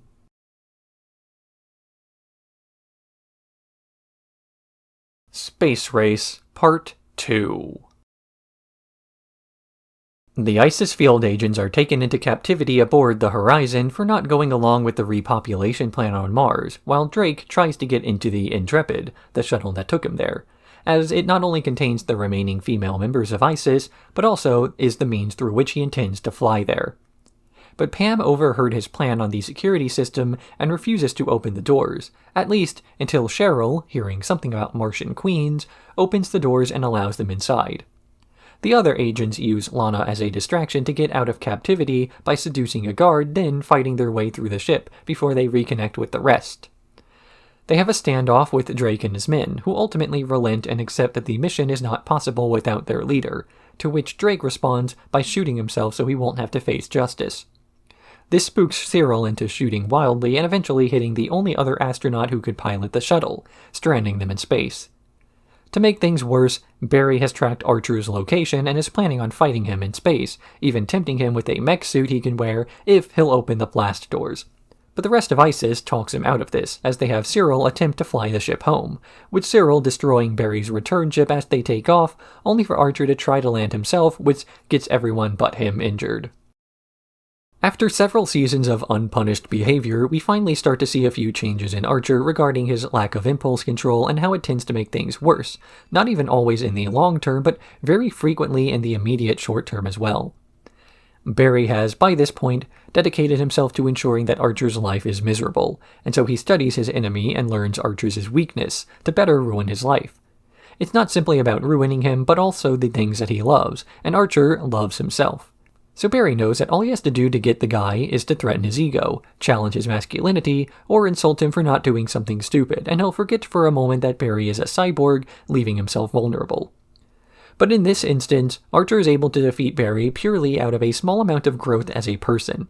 He wins the fight by being a changed man, meaning that the guy Barry was fighting was no longer there. We also see the antagonist of this episode, Drake, making the same sort of mistake that Archer used to be known for. He makes up his mind about something, then single-mindedly ruins everything else in the pursuit of that initial goal, even if conditions change or more information is revealed, making that thing no longer an ideal solution. For instance, Drake believes that Earth is beyond saving and that the only hope for humanity will come from terraforming Mars, ignoring the fact that if the technology to terraform Mars exists, then surely the tech to terraform Earth must also exist.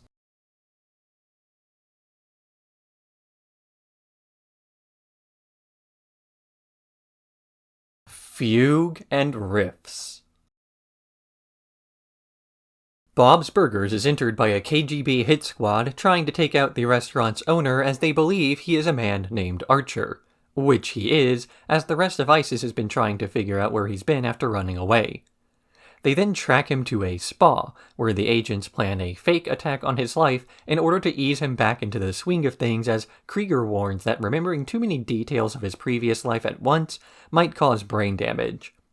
But this fake rescue is interrupted by a real attack by more KGB agents, so Archer and Lana take cover and attempt to fight their way out, something they only manage to do when Lana hits Archer with a frying pan, and he gets all his old memories back. These memories include the reason and circumstances behind him running away. He fled his mother's wedding to a Cadillac dealer named Ron, only to adopt the Bob identity shortly afterwards. They then try to question how Archer was tracked so easily by the KGB when they couldn't find him, revealed to be Barry spying on him from space. With the beginning of the 4th season also came a reintroduction to the series, as well as a tongue-in-cheek reference to one of actor H. John Benjamin's other roles on the network.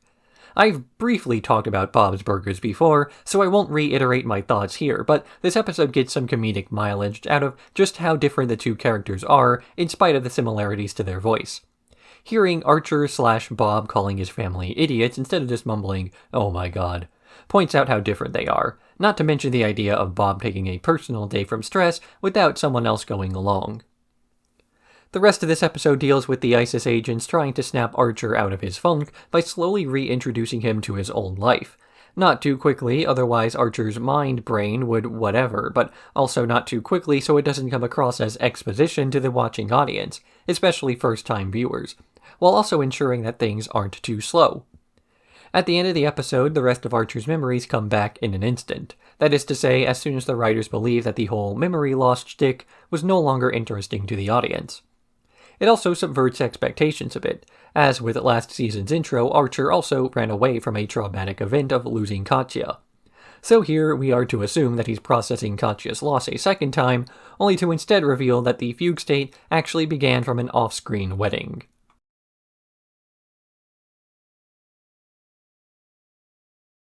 The Wind Cries Merry.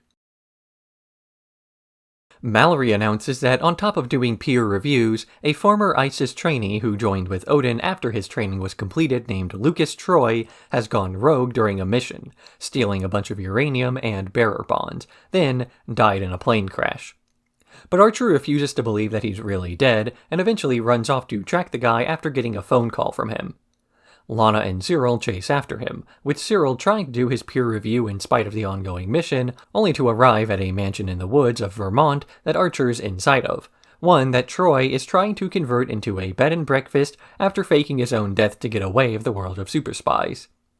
But first he drugs Archer's wine and chases down the other agents, with Lana running out of ammo and fleeing on foot before ultimately using Cyril as bait to knock a tree onto Troy while he's distracted. Archer catches up in time to find a dying Troy, who makes a deathbed confession that his single-target attraction to Archer resulted in him violating the guy after a training mission while he was unconscious. As frequently as Archer has physical relationships with a woman he encounters, what he's not great with are non-physical relationships, being emotionally stunted as a result of his upbringing, resulting in a failure to truly connect with another person. This is to say that Archer has no friends because he doesn't understand friendship as a concept. But he does seemingly have at least one, and that was Lucas Troy. Lucas Troy, however, never saw Archer as a friend, but instead used him as an outlet of sort for his own refusal to acknowledge his feelings. Their time together is best defined by hyper-masculine repression of latent homosexual desires, the two being bros to dismiss the two being anything else. Because Archer does not understand friendship, it means he has a poor capability of understanding relationships of any other kind. This means that he is easy to take advantage of by any person who shows a surface-level amount of kindness to him. He can't really detect when someone has an ulterior motive, so Lucas Troy invites him out to the middle of nowhere with the assumption that he'll throw his old life away to run a B&B with him, faking his death and running away with a bunch of cash and weapons. The reason he thinks this is because he's managed to take Archer's trust of him for granted before, trust that has clearly not been earned.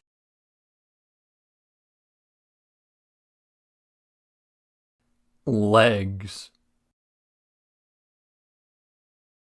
After a series of difficulties involving his inability to use his legs, capped off by the fact that he's told he can't go on a mission to Rome, Ray is approached by Krieger, who offers to give him the use of his legs back through bionic surgery. He sort of agrees, and Pam is called in to assist with the operation.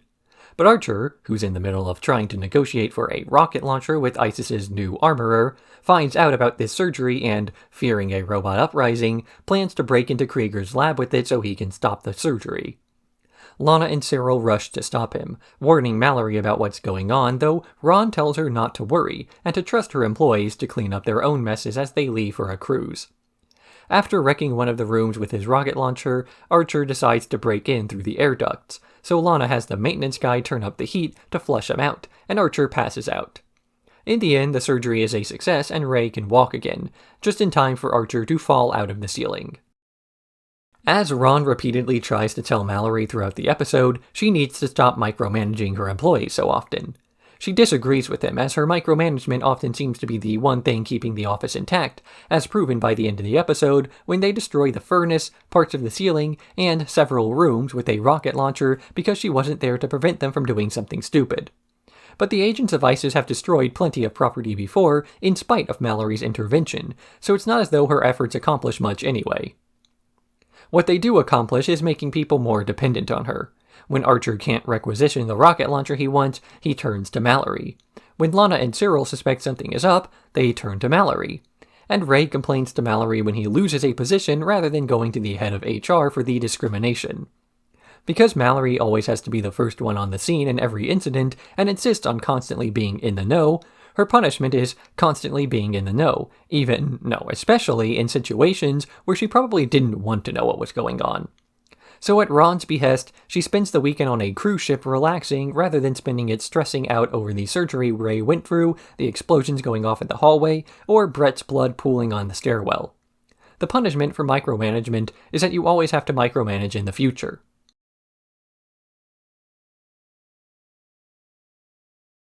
Midnight Ron. Archer is trying to contact somebody from ISIS to get him out of Montreal after he gets stranded there with no money or passport. But no one is interested in assisting the guy, as they can't think of a single time he's done a favor for them, and Mallory is more concerned with getting to the opera with Ron later that evening, despite him being out of town for work. But overhearing the conversation, Ron himself decides to pick up Archer with the justification that he wants to bond with his stepson a bit.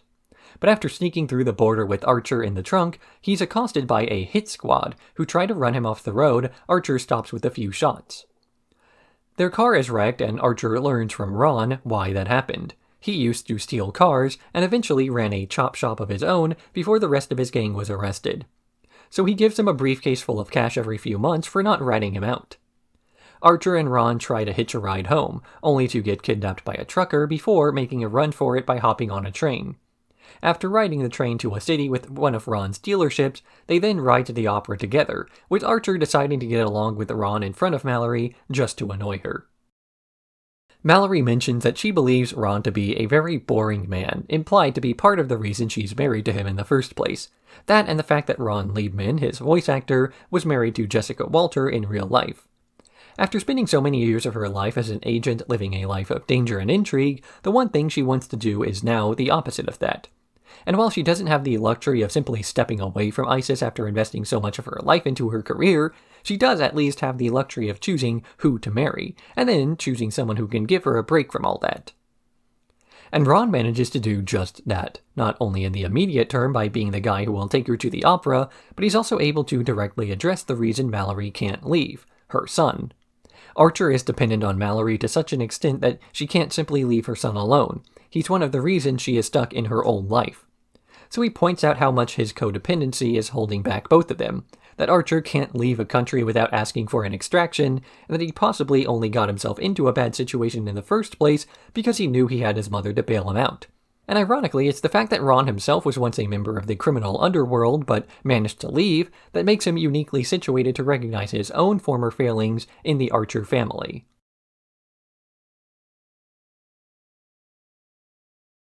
Viscous Coupling.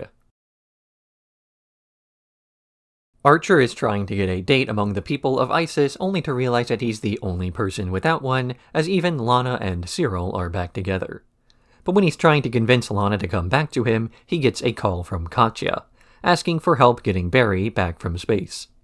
After using Cheryl to trap Mallory and Lana in a vault, as well as knocking Ray and Cyril unconscious, Archer makes a plan to assist Barry in returning by convincing Krieger to build the rocket, assured that Ray's cybernetic legs can defend against the guy, as well as the fact that Katya will leave him once he talks to the guy again. He even makes a fake tape of Barry confessing to cheating on Katya with all of the female scientists aboard the station to drive her away. But after Katya reacts poorly to this tape, he tries to go back to Krieger only to realize he was too convincing before, and that the rocket is actually functional. Barry returns to Earth, calls Katya, and reveals that not only was her crying to Archer fake, but that she is now head of the KGB. Archer finds out that Katya is emotionally vulnerable due to the fact that Barry is trapped in space while believing that he's actually just uninterested in her. This by the end is revealed to be an intentional ploy to trick Archer into providing a way for Barry to return to Earth, one that is dependent on Archer being too self-centered to understand that his worldview may not be entirely accurate. Because he himself views every woman as being obsessed with him, he thinks it's not a stretch that Katya will dump Barry for him. And because he thinks Barry is a bad guy, he thinks it's not a stretch that Barry will easily prove that. But the plan has flaws, such as the fact that Barry has never made an attempt to contact Katya but is still capable of direct communication with Isis later. Or the fact that his poor attempt at splicing sentences together to make him sound bad was immediately believed by a woman who's effectively a supercomputer. And while Archer made some attempts to outmaneuver the other two by giving Krieger fake instructions, he didn't think through his plan well enough due to assuming that the way he wanted things to go was the same way that others were already leaning. An Archer-centric worldview is, to Archer, the default. It's only a matter of making other people see it that way.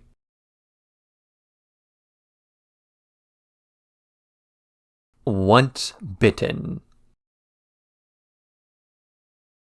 Archer, Ray, and Cyril are stranded in the deserts of Turkmenistan with their tires buried as Archer refuses to help them dig. He then wanders into the bushes to defecate, only to be bit by a snake. Ray then throws out his back trying to lift the jeep, leaving only Cyril able to drive them to safety, though he hits a camel in the desert and the three men are captured.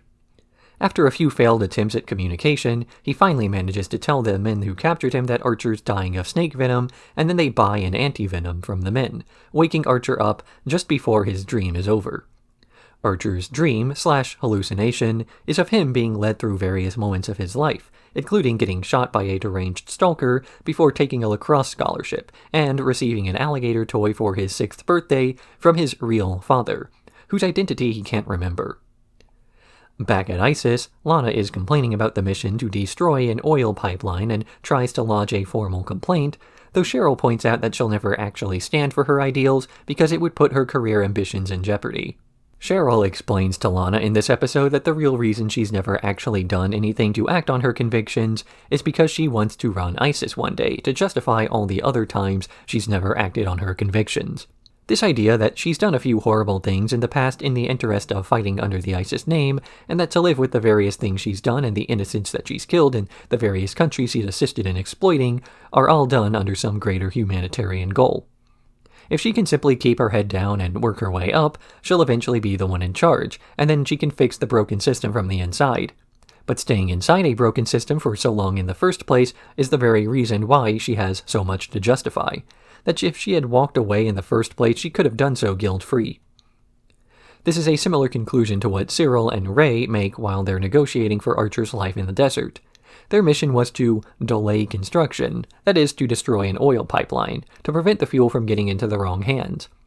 And sure, doing this means that oil won't get used by a nation intent on using it for ill purposes and could be construed as a short-term downside to a long-term mission of humanitarian aid, preventing a war before it starts by sabotaging the instigator's fuel supply. But in the short term, it's not about that. It's about destabilizing whoever the highest bidder wants destabilized, as any good that could have come from their efforts is so far in the future as to be a moot point.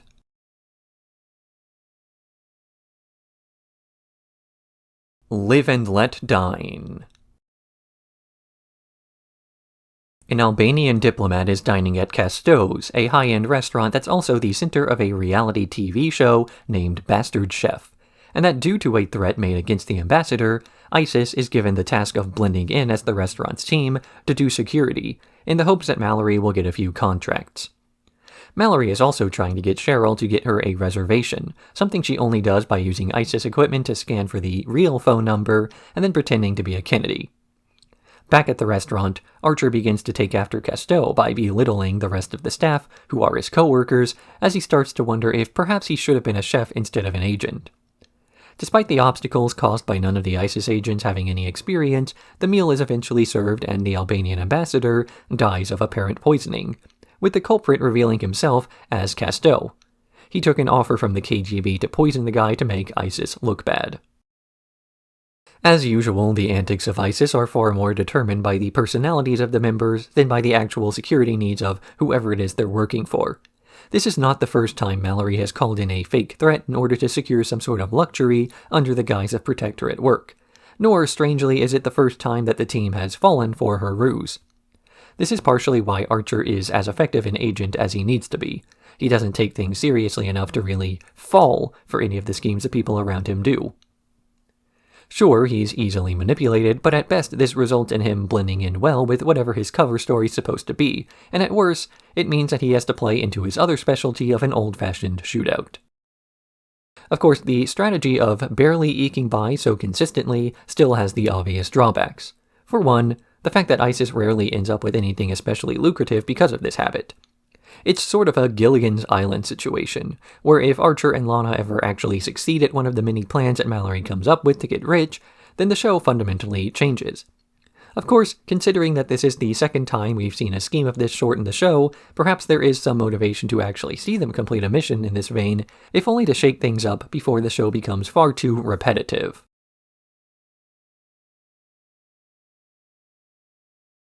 Coyote Lovely. The episode begins with Mallory interviewing Lana and Cyril about the whereabouts of Archer, flashing back to an operation to stop a truck full of illegal immigrants at the southern border while catching Moreno, a notorious coyote.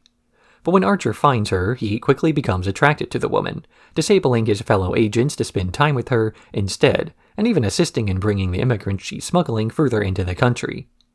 But he gets into a shootout with Border Patrol and, despite taking them in as captives, still needs medical attention, which he gets from a veterinarian. But Archer's condition worsens and he eventually needs to call a medical evacuation for himself and the agents, who find out that he's a secret agent, while Archer discovers the woman he spent the day with was not Moreno but her daughter. And the entire operation was something orchestrated by Mallory as a distraction for the real coyote, something Lana and Cyril start to suspect when she orders them to do nothing about Archer's disappearance. The spy movie cliché of the attractive enemy agent who is wooed by the protagonist before going over to his side is something directly called upon in this episode, though not played out in that exact way as is typical for the show. Archer spends the episode assuming this is how things will work out, that he'll end up wooing Moreno after selflessly volunteering to fight alongside her and the immigrants that she's escorting, and then the two will live happily ever after, or whatever. Of course, this isn't even close to what happened. Not only is Archer the one to go to her side, but she's not even the right operative in the situation, as Mallory arranged for her crew to get held up by the wrong person after all. When Archer's mistakes are so consistently made that they can actually be relied on, they loop around to being an asset once again, and better yet for the spy game, an asset that can be used with probable deniability. If something is done as a clear mistake, nobody would question that it was done on purpose.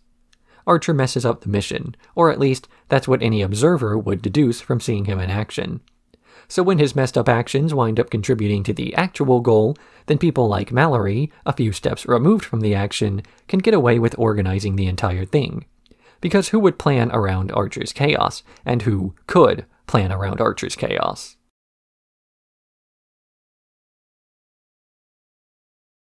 The Honeymooners. Archer and Lana go undercover as newlyweds in order to do surveillance on a group of North Koreans buying nuclear material. But Cyril is nervous about Lana and Archer being left alone in the honeymoon suite, and, at Pam and Cheryl's prodding, he spies on them from across the building. Meanwhile, Lana is upset with Archer for not taking the task seriously as usual, as he's far more concerned with the fact that his bonus is smaller than normal that year, something Mallory arranged after finding out that he's been using her credit card. For complaining about this to his mother, Mallory names Lana in charge of the mission, so Archer decides to take matters into his own hands and attack the Koreans directly. They get captured as Archer is rampaging and need to break out, cornered in the bathroom until Cyril runs in to save the day with a fire extinguisher, only for Lana to instead question why Cyril was so mistrusting in the first place. In the end, Lana mentions a decision that she's made as the seller of the nuclear material, Krieger, has his radioactive pig eat the bodies. Lana in the early seasons dated Cyril explicitly due to the fact that he was the anti-Archer, so unlike the guy that her tactic of getting revenge on her ex would be all the more obvious, while avoiding the obvious pitfalls of her previous relationship in the process. These previous pitfalls include Archer's utter selfishness, the fact that he rarely thinks of anybody but himself and, as a result, is a terrible partner. But Cyril is just as selfish as Archer. He only expresses it in a different way, by letting his insecurities get the better of him and assuming that Lana is guilty of the things he himself considers doing. Cyril was never faithful to her, and yet he's extraordinarily clingy for a guy who struggles with infidelity. It isn't as though Lana herself isn't selfish, though, nor is selfishness necessarily a bad thing if it's done in moderation. Self-care is selfish, as is putting your wants before another person's, and not doing either of these things will make your life much worse as others begin to push you around in recognition of the fact that you won't stand up for yourself in retaliation. While going too far in the interest of self-care can be selfish and thus bad, it's a lot easier to consider these actions as justified so long as you're not the worst person about it in your life. So Lana can act selfishly, but she compares herself to Archer, Cyril, and even Mallory, and almost anyone else looks good compared to them.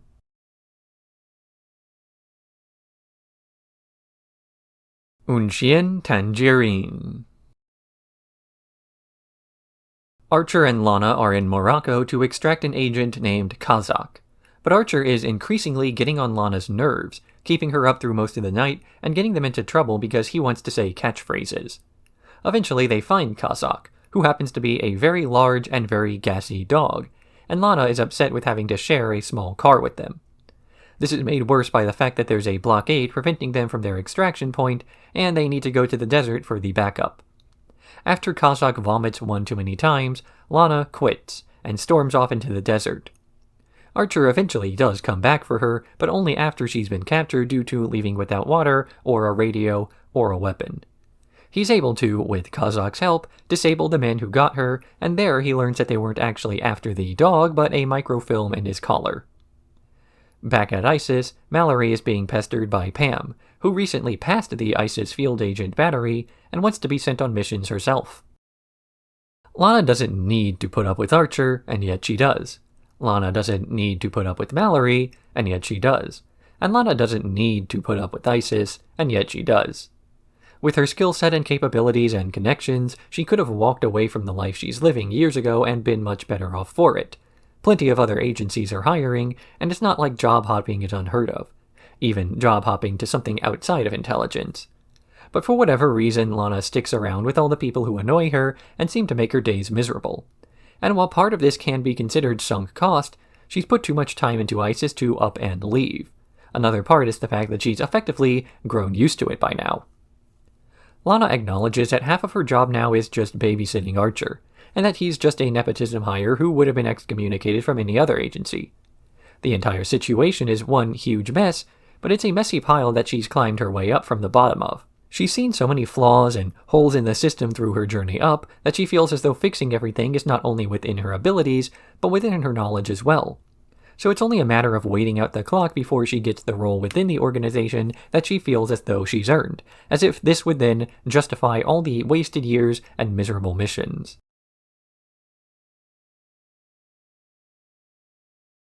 The Papal Chase. Mallory hears of a threat to the Pope's life and sends the pairing of Archer and Pam to protect him, also sending Lana because she actually speaks Italian, and Woodhouse as he is the spitting image of the Pope. They fly down there, cramming a bit of language learning in on the plane before getting to the Vatican and swapping the Pope out with the decoy. But Archer, believing that the Swiss guard still uses halberds, did not bring any weapons, forcing them to flee by car. They're chased down by members of the Swiss Guard, only for the Pope to point out that they have no way of knowing that they are, for sure, actual members of the Guard, proven when Archer blows up their vehicle with a road flare before they crash and the police reveal they're members of the mob, hired by a leading cardinal to assassinate the Pope to be the frontrunner in the next election. They then deduce that the cardinal hired ISIS to protect the Pope, as he assumed they would fail, and the attempt would at least make it look like he was trying to prevent it. This episode makes a brief reference to Lucy, the Daughter of the Devil, by Archer, a short allusion to the actor's previous role. What this episode also references is the show Archer, not solely in the sense that there are frequent callbacks to earlier lines of dialogue and character beats, but in the sense that earlier plot points are recycled full-fold. Once again, ISIS is given a job with the express understanding that their team of highly trained field agents will mess it up.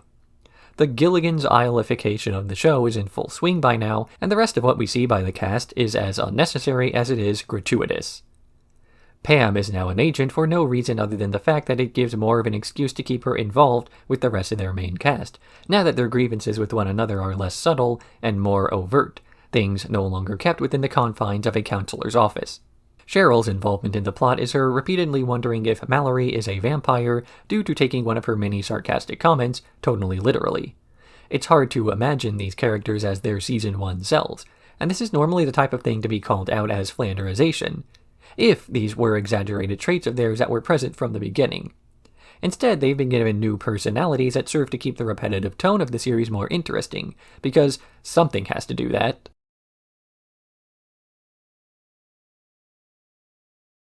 See Tunt, Part 1. A bomber crashes in the Bermuda Triangle, losing its payload of a hydrogen bomb in the process. As the US doesn't have a nearby deep-sea salvage vessel, Mallory gets the idea to contact Cheryl's rich brother Cecil to borrow his equipment to recover it, and then ransom the bomb back to the US government.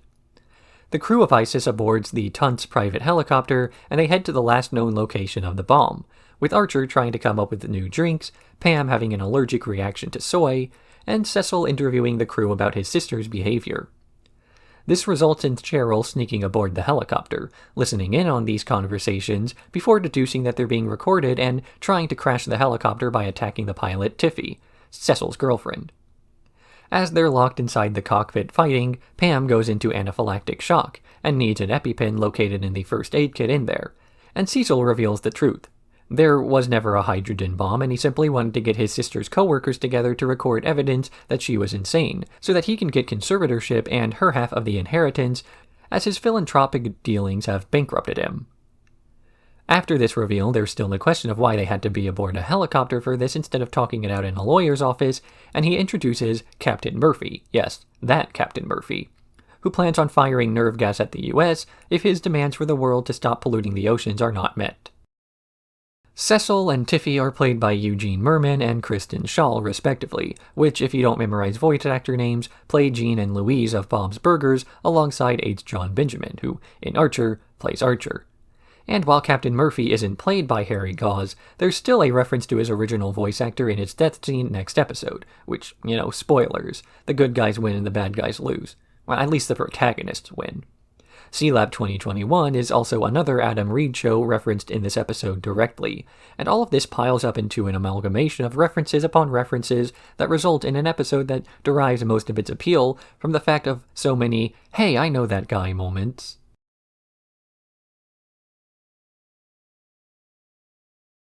See Tunt, Part 2. The ISIS agents infiltrate the Sea Lab under the guise of being a camera crew sent to interview Captain Murphy about his demands. Archer calls the role of skipper aboard their submersible, with his piloting breaking Ray's nose and giving Lana seasickness that she refuses to drink to calm down. Eventually they arrive, with Murphy refusing to elaborate on his missile stash as he tries to control the interview. But before he can finish reading off his demands, Lana calls him out for bluffing about the missiles in the first place before Archer's gun misfires and collapses the Sea Lab. Murphy is killed in the escape, but not before pointing out that there are only 3 wetsuits available. He suggests that one person voluntarily drowned themselves to be resuscitated later, and they choose the worst swimmer, Lana, only for Lana to then admit she cannot drown because she's pregnant, and Cyril is not the father. So Archer gives her the last rebreather and drowns himself, only to be revived later with no permanent brain damage as the defibrillator shocks Ray's legs again, and Cecil reveals that he's once more rich due to the insurance payout on his Sea Lab. The first half of this episode was an inundation of a bunch of pop culture references that created half of the appeal. The other half of the episode comes not from the action and set pieces that normally make up the appeal of a spy thriller, but from character callbacks like Ray being paralyzed again, and Lana revealing she's pregnant while Cyril is not the father. And while this sounds normal for the show, after all, the appeal was not supposed to be action and adventure, but the comedy from the office setting, that office setting is all but gone for anything other than the initial scenes to set up certain episodes. Archer as a show continuously falls into the trappings of the spy genre it's parodying, and moving further and further away from its initial premise, all while the appeal remains the same as we laugh along with the mundane aspects of the characters' lives. Archer has somehow managed to fall into the common trap of spectacle creep while still maintaining a lot of what made it great in the first place. Normally, a show that keeps ramping up stakes and introducing new wacky personality traits for its cast could be considered in its death throes, trying to latch on to some sort of small relevance before the audience loses interest.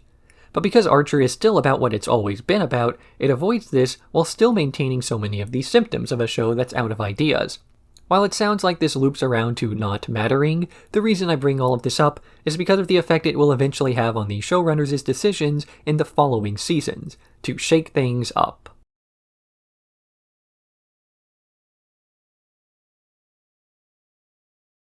White Elephant. ISIS is raided by a group of heavily armed men in gas masks using flash grenades, an assault that nobody is quite able to understand the motivation of until Archer sees FBI on the back of their uniforms. The employees then learn that ISIS has been operating illegally for decades, and they're all arrested. Despite Mallory insisting she can get them out of prison if they agree not to snitch on one another, every single person there does, going through a list of just about every questionable action they've performed over the last 4 seasons. This culminates in Archer and Lana still refusing to speak, pulling the fake argument gambit to disable the interrogators before Archer proposes to Lana, which she rejects. They then go room by room, bailing out the rest of ISIS before breaking down Mallory's door to find her in the middle of negotiating. She sold ISIS and agreed to cease all operations in exchange for full immunity. Back at headquarters, everybody is packing up their things while wondering what career field they could possibly get into when Archer points out they still have a literal metric ton of cocaine, fielding the idea to sell it themselves to make their money back. It might be obvious from the last few reviews of the previous seasons, but by this point Archer had become somewhat stale of a show. The team behind it even mentioned in post-Season 5 interviews that they found things to be getting stale, and simply retreading old ground and repeating the same jokes with slight variations will only get you so far. In comes the idea of Archer Vice, the 5th season, where the cast of the extremely unfortunately named ISIS is thrust out of the spotlight of protagonism and becomes underground drug dealers. Well, sort of. And only for a bit. And then only sometimes.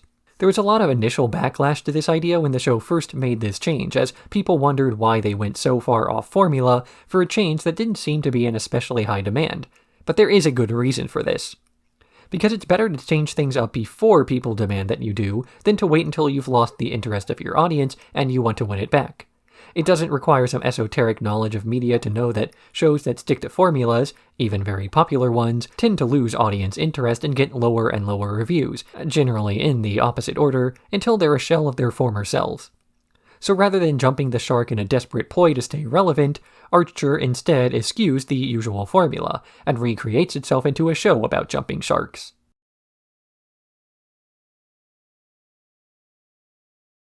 A Kiss While Dying. Mallory has arranged a sale of their first batch of coke, and Archer and Lana take a full body cast wearing Pam to Miami, where they're set to meet with Ramon. Ramon is happy to see Archer again and makes plans with what he'll do with his finder's fee, before convincing the others not to bring guns to the meeting. This meeting is with Charles and Rudy of the episode Honeypot, who used the disarmed status of the former agents to simply steal the drugs from them. So Archer makes a plan to steal the drugs back, or at least to take the money, and he gets Ramon to go with him as Pam has become addicted to the drugs she absorbed through her body, while Lana is still pregnant. This heist turns into a shootout when it's revealed that Ramon was working with Charles and Rudy from the start, though after a bunch of blood is spilled, he asks Archer to kiss him before he dies, and then take the money. After arriving back at Cheryl's mansion to the sounds of her singing, something she can only do when she thinks no one is listening, Cyril reveals that all the money they got was fake, while Lana starts to doubt whether their deaths weren't faked to convince Archer not to chase after them. As the old show is now behind us, the new show is able to pick and choose what it takes from the old one without making it come across as pointless fan service. Normally, bringing back one-shot characters from a popular episode to do another one-off appearance is something that shows the showrunners are out of ideas, and so they're pulling from their good ideas years ago without enough new content to add to the script to justify this.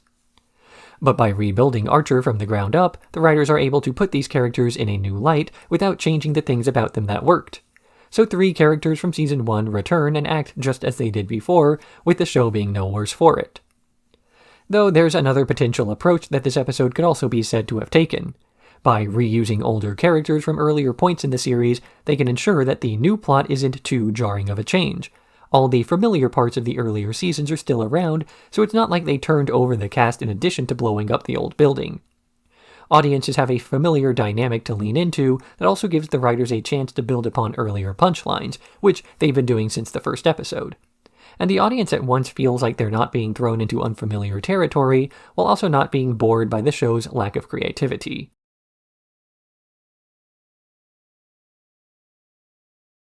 A Debt of Honor. Mallory laments at the previous episode's failure to make a profit, while Cyril assures her that the counterfeits they got are actually high quality enough they might still be able to make something out of it. Specifically, buying new guns as they lost access to their old armory. But before they can make plans to meet with an arms dealer, Pam uses the fake bills to buy a bunch of amphetamines from the Yakuza, and they quickly find out about the scam and plan on having her pay a blood debt. With no weapons, the house surrounded, and Ron shot by sniper fire, Archer makes a ploy to use the secret tunnels beneath the house to sneak into Mr. Moto's limousine and negotiate as the rest of the crew, sans Lana and Mallory, get Ron to a hospital. Archer uses an old-timey shotgun to deafen the head of the Yakuza and convinces him to trade what's left of the drugs and a bunch of add-ons in exchange for Pam's life. Meanwhile, Ron makes it to the hospital, where miraculously he turns out fine. It's interesting to realize that so many of the major cast of characters have actually stuck with their old co-workers through the entire cartel deal, especially because their old office, ostensibly the reason they hung out together in the first place, does not exist. Why then would a bunch of drug dealers need an HR representative? The answer is that they don't have a head of HR, they have a coked-up pit fighter. Why do they need a secretary? They don't. They have an heiress allowing the use of her facilities in exchange for country music fame. And why do they need an accountant? Well, everyone who deals with money needs one of those, but in this case it's to launder the money, but though in the earlier examples it's a lot more of a stretch. At least for the logical world and not the new form the show's taken on. But Ron, the newest member of the regular cast, is the one who expresses the most realistic doubts about sticking with the rest of the crew, and also has the greatest claim to being the one who is the worst fit overall. While so many Anisis chose to pursue the life of a cartel, he did not. He chose Mallory, and she chose that life for him. There's always an assumption that the cast in a particular TV show are just actors, and will therefore follow each other anywhere, as a Watsonian aspect of their relationship. And Archer is, more or less, no exception, no matter how self-aware of a show it is. Except for Brett. They didn't need Brett anymore, so he died for real.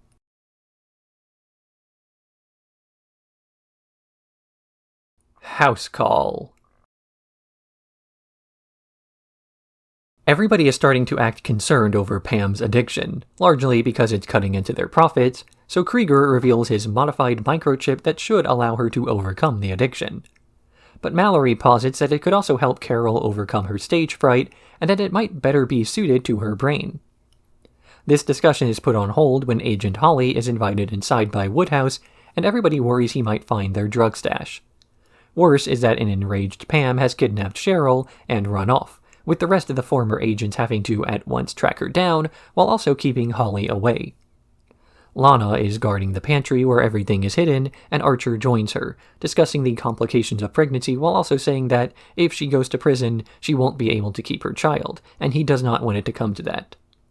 Meanwhile, Mallory and Ron have an argument, resulting in Ron walking out. Back in the cellar, Cyril and Krieger find a secret tunnel that flips the stash away, just in time to catch Pam and Carol, knocking them both out in time to hide the evidence, and to prove to Holly that there's nothing hidden in there.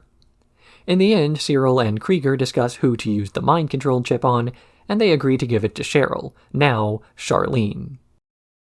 As Lana weighs her options regarding the pregnancy, her highest priority is lying with the well-being of her child.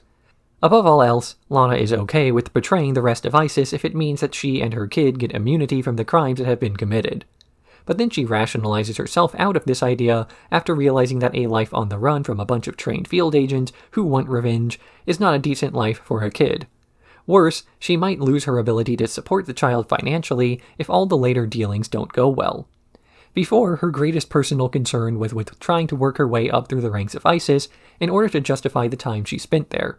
But that time has corrupted her too much to the point where simply walking away is no longer an option.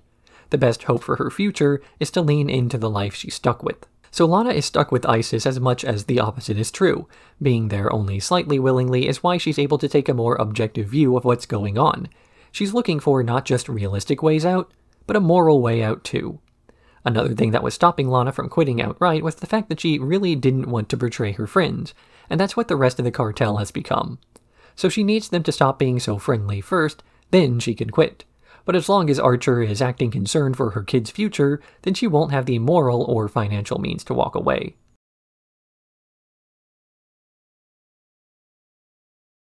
Southbound and Down. Mallory arranges for Charlene to play at Travis County Limits, it's comparable, and Archer is excited to recreate Smokey and the Bandit, having them drive down there in a tour bus with a blocker car. But the long drive is harsh, and after a while Archer wakes up with a dart in his neck and Pam driving, with her using a trucker handle after having made new friends. But these friends of hers are a gang of bikers, after the drugs stashed inside of the tour bus that Pam told them about, and they try to shoot out the tires and run him off the road. Archer's able to fix the flat later, only for the police to show up with the gangsters riding along, and they chase after them further. Eventually, Archer and Pam remember that the drugs were moved to their blocker car, so Archer separates from the rest to lure them away, getting into a chase without his gun as Pam bet it gambling, before finally dumping the drugs on the highway to get their tail off. In the end, Charlene plays her gig, and Archer covers for Pam's many mistakes. So far, the impetus for almost every major problem facing the former agents has come from a single source: Pam. She regularly violates confidentiality and tells other hostile groups about their operations, the reason the Yakuza and biker gangs both went after the stash. She's usually too paralyzed with withdrawal and or hyped up on drugs to act as a competent field agent, not even to offset the initial issues she caused. And of course, she's eating into their supply of drugs without a single sale to their names. But these are all internal issues, things happening within the show. From our perspective, Pam is not a problem character who ruins everything, but a character who's keeping the show interesting by adding new problems while preventing the old ones from getting fixed. Much as the show has been Gilligan's Islanding itself into a loop of failure, Pam is the tool that is keeping them there. As for the character of Pam, we get some insight into why it is she is continuously ruining the plans of everyone else. Not so much an active desire to make things worse, but a desperation to have some sort of affection, whether that's obtained by her cocaine-induced weight loss or blabbing about her status as an agent. Her combination of overt sexual proclivity and constantly compromising any amount of subterfuge they may have been able to accomplish as she tells everybody all about their business is most similar to Archer himself, constantly telling everyone he's a secret agent and focusing more on sleeping with women than doing his job.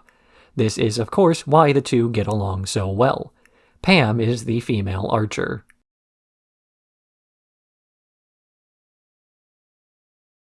Baby shower.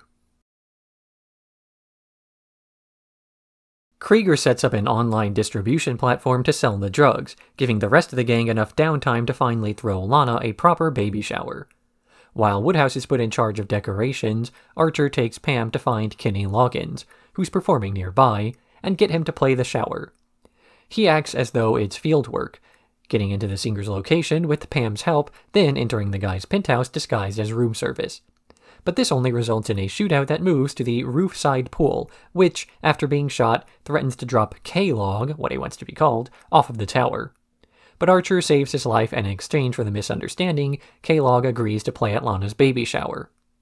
During this shower, she's given several gifts Mallory thought she could afford, only to find out that Krieger's distribution was just a farce to make it look like he was doing work. On top of that, Archer also finds out that Lana had no idea that Danger Zone was a song. In House Call, Lana struggles with whether or not she should stay with ISIS due to the fact that she can't guarantee her child's safety if she betrays her coworkers, nor can she be assured that they'll keep her and her family out of trouble. But here she's moody for the first part of the episode before being pleasantly surprised by the fact that she's not only had a baby shower thrown, but that she's also getting genuine gifts from all the people she was considering throwing under the bus. This action is enough to convince her that they're not just co-workers, but friends, and so she recommits to sticking with their terrible drug-dealing plan for far longer than it would have made sense to do so had they just been acquaintances. Archer's gift most of all manages to reflect on not only his character, but intentions. Woodhouse goes behind his back and gives Lana Archer's old baby crib, which she thinks is an incredibly heartfelt and thoughtful gift. But Archer's intended gift was actually a performance by Kenny Loggins, something that he personally values. And while having K-Log perform there took a lot of effort, and that effort was something Archer put forth for her sake, it ended up not being something that she really wanted or cared about. But what she saw was the crib, meaning that in a roundabout way, Archer's intentions managed to reach Lana without him having to act out of character by being truly thoughtful.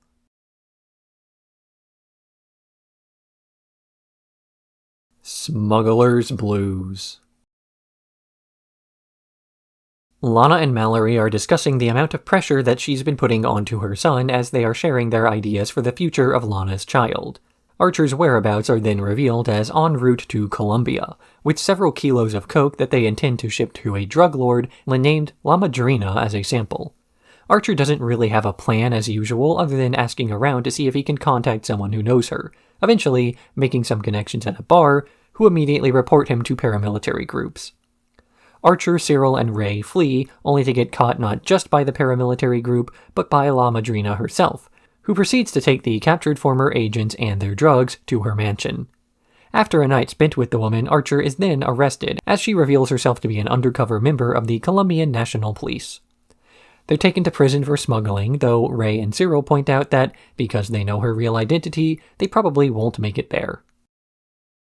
Archer's strategic planning around the tropes of the medium borders on the absurd, to the point where it's almost reasonable to assume that he can ride the fourth wall as though he were Bugs Bunny, laughing at the mooks who don't realize they're nameless characters who are doomed to fail, as them winning is not the funniest way to end the episode, and thus implausible.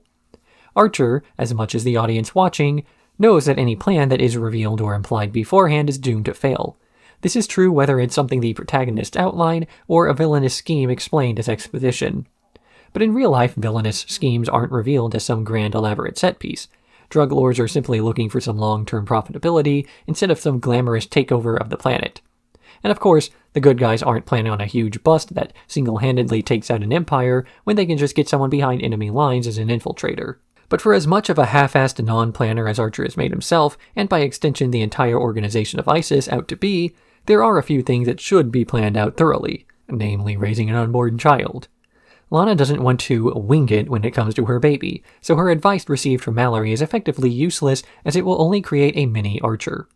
This is compounded by the fact that raising a child is realistic and infiltrating the Colombian cartel is not, so the rules of fiction don't apply. You can't Bugs Bunny your way through raising a child.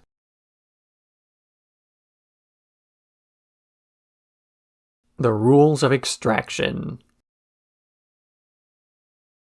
As Archer, Ray, and Cyril are being led to a spot to be executed, the drivers run into a cow, swerving off the road before crashing into a series of ditches and landing near the river. Ray's paralyzed once again, so rather than walking to safety, they build a raft and transport all 5 of them, including the unconscious police, downriver. But while rafting along, a group of alligators assaults the raft to eat the injured officers, with Archer shooting at one of the emergency fuel canisters to ward off the gators with the gasoline. When a shooken-up Ray lights a cigarette, the entire raft erupts into flames, and they're forced to swim to shore, where they then have to wander on foot. While complaining about Archer's lack of a plan, they come across an airfield in the middle of the jungle, and fight through a few men before realizing the pilot was killed in the shootout. But Ray, after admonishing Archer for his lack of foresight yet again, hops off Archer's back and reveals that he could walk the whole time. They board the plane that happens to be loaded with several kilos of drugs and take off into the night, once more without a plan on where to legally land. Back at Shirlene's house, the woman decides to give a shooken-up Mallory a spa day to relax after fearing for her son's life. One consistent theme that has stayed a staple of the show since the beginning is the fact that Archer himself is effectively protected by plot armor, while the rest of the cast of characters are not. This is to say that Archer is aware of the fact that the name of the show is his own name, so he can't die or be crippled in a serious way, lest the show lose its namesake and stop being what it is. This was true before Archer Vice, and is still true as of this episode, but this doesn't mean that he is still immune to the effect that his actions have on continuity. Archer can still make costly mistakes, he's just not the one who pays for them. Ray is starting to take after Archer to an extent. This is directly expressed in the way that he learns to relax when it comes to thorough planning the way that other agents do. Just figuring out one step of the plan at a time and then figuring out where to go from there. But indirectly, it's expressed in the way in which Ray uses Archer's weaknesses to buy them some wiggle room. He spends the whole episode pretending to be paralyzed, because that's a believable aspect of his character, and because he knows that it will force Archer to fight more conservatively. By the end, the only thing he hasn't planned for is the fact that they have no pilot, whereas had Ray been able to walk, there would have been some other, less immediately solvable issue to face.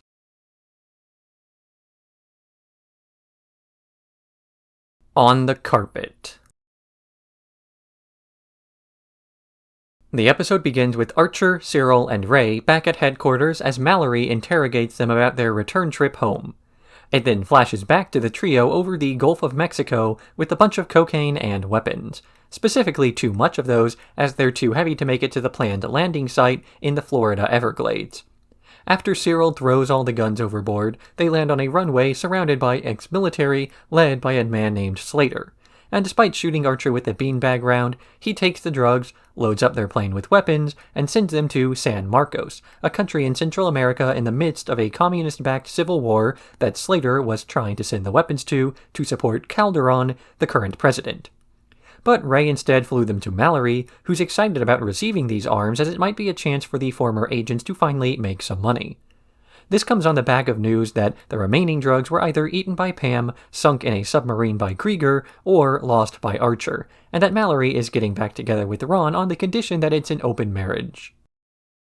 The characters of Archer have a way of failing upwards throughout their careers. No matter what absurd mistakes they make or how many times they make them, everybody ends up effectively back where they were at the start. In spite of running in these serialized circles, they still manage to score a series of increasingly elaborate missions as they fumble their way from one plot beat to the next. It's this sort of dynamic that allows the cast to appear relatable while also being interesting. Make them succeed too often, and the audience will find it difficult to relate to the successes. Make their failures have actual consequences, and the audience will find it painful to relate to their failures. I suppose then that it's better to say that they're not failing upwards, but instead failing horizontally. And one of the places they fail towards is Slater's operation in San Marcos. By chance, Archer is able to stumble into a CIA operation that allows them to get back into the swing of things just as they used to. But it's not as though they simply went back to the way things were in a simple way, as the formula of the show still retains that Archer Vice stylization, where serialization is the method of the day. Sure, the earlier episodes still used introductory scenes to establish where they were financially. They bring up the amount of remaining coke once per episode to let the audience know what's going on. But this is not to say that each plot was totally standalone with this little through line, as was the standard in the first 4 seasons.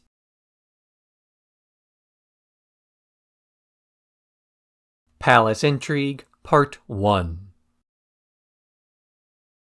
The former agents are on their way to San Marcos with a shipment of weapons, intent on selling them for drugs and returning to Slater, to then repeat the cycle for incremental profit.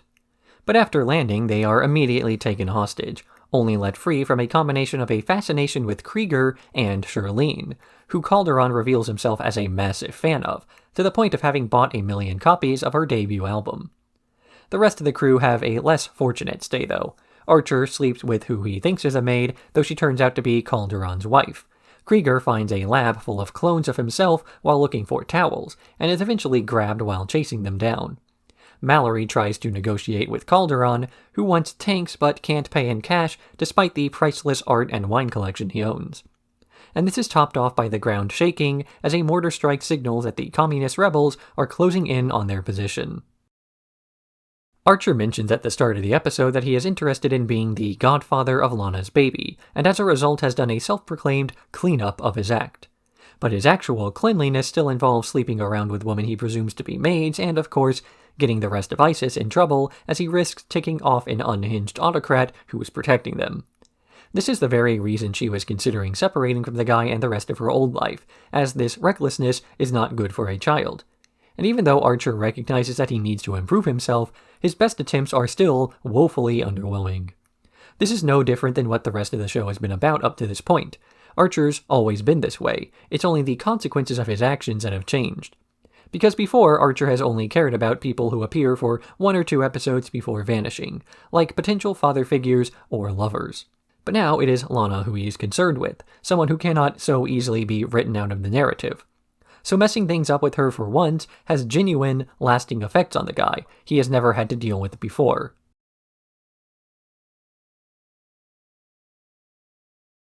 Palace Intrigue, Part 2. The rebels are closing in on the palace, though the crew are mostly arguing among themselves as Archer keeps firing his gun to stop people from finding out he slept with the dictator's wife. But as the rebels get closer, they realize they have to leave in spite of not getting their money yet, and Cyril is sent to find a vehicle. Krieger overhears them planning to leave without him, and decides to join up with his clone brothers after all. Lana and Archer work together to steal Calderon's priceless blank canvas. Ferlin is mad that all her album sales were from one superfan, though she has mixed feelings when he dumps his wife and marries the 2 of them, making her first lady just in time for the rebels to be at the door. But when Calderon finds out that Archer slept with his old wife, he tries to shoot the guy, only for Pam to take the bullet for him, her Kevlar vest being useless because it had already blocked 1 bullet. In the end, the door is shot down by a tank, and Calderon's forces surrender to the driver, revealed to be Cyril, as he chose that to drive to the airport with. For every failure the cast of Archer suffers, they also suffer a success in equal parts. This is the other end of the other side of the show, where every time they're about to reach a state of success, they wind up falling just short of it. They may not be able to succeed to a large degree without ruining the premise of the show, but they also can't fail to a dramatic degree without running out of lives to lose. Sometimes, when things just can't get any worse, they actually can't. And then from there, things only get better as Ferlin manages to fumble into millions of record sales due to smuggling aboard a plane and winding up in front of a superfan, and then the soldiers ordered to unload those records end up not being able to protect the palace they're inside of, which is a failure state that leads to an escape attempt that leads to soldiers surrendering not to the rebels but to Cyril. Or that Archer's failures to live up to the type of person who Lana would want as her child's godfather only push him to try even harder to clean up his act. Krieger ends up traumatized by the fact that he's found a bunch of clones of himself, but this means he can come around to a family who actually seems to value him as a person, because they are a person. However good of a trait that might actually be.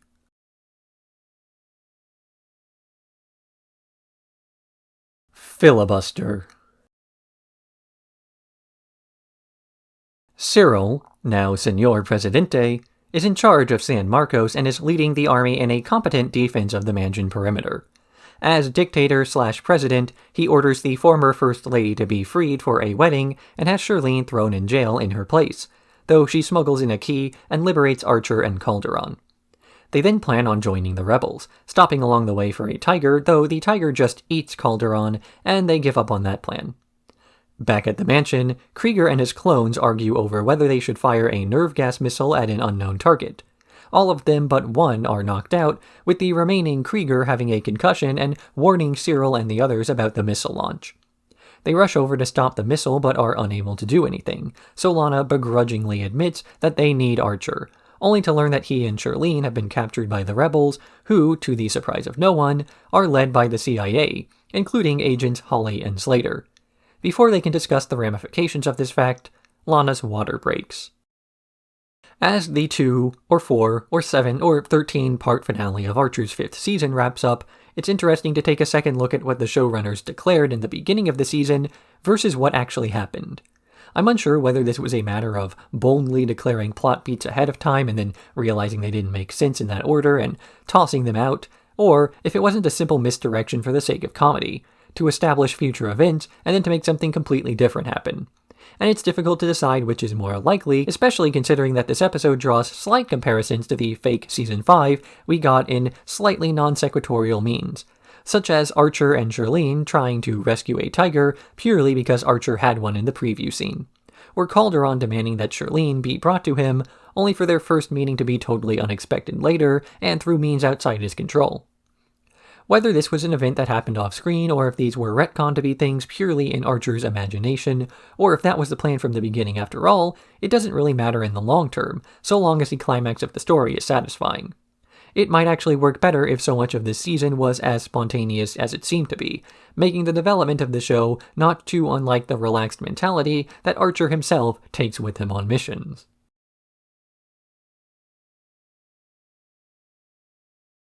Arrivals, departures.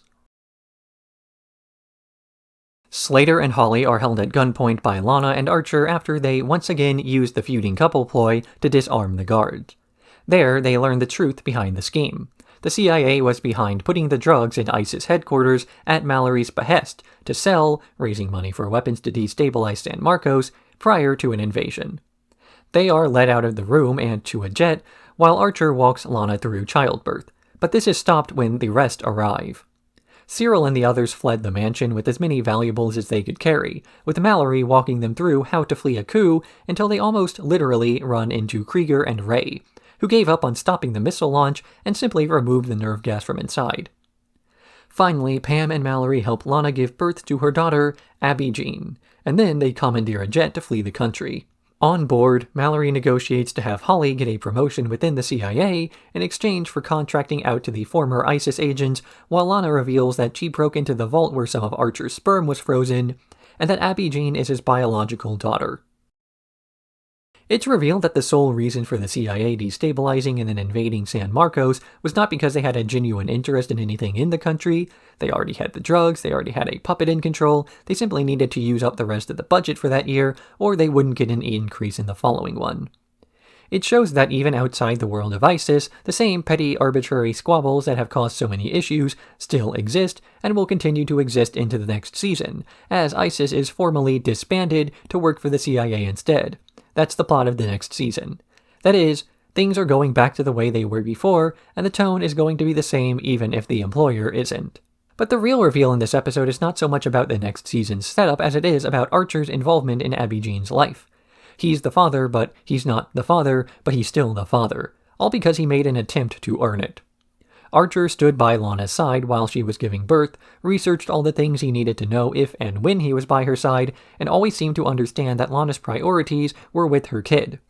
And all of this was back when he had no idea or way of knowing that the child was his own due to an established streak of abstinence, from Lana at least. So while he may be the child's biological father, that actually matters a lot less than the fact that he was willing to be there.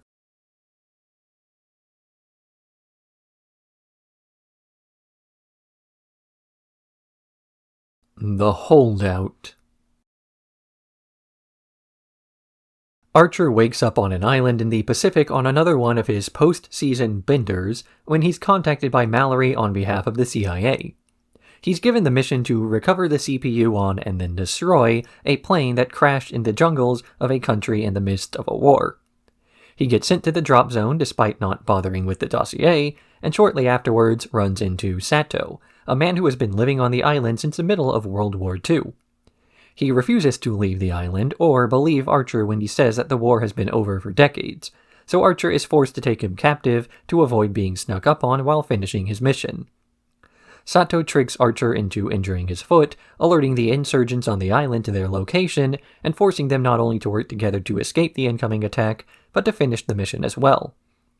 They finally reach the extraction point where Archer is able to track down Sato's family, and then have them reunite before returning home to see that the new headquarters has been rebuilt exactly like the old one, purely to make Mallory upset.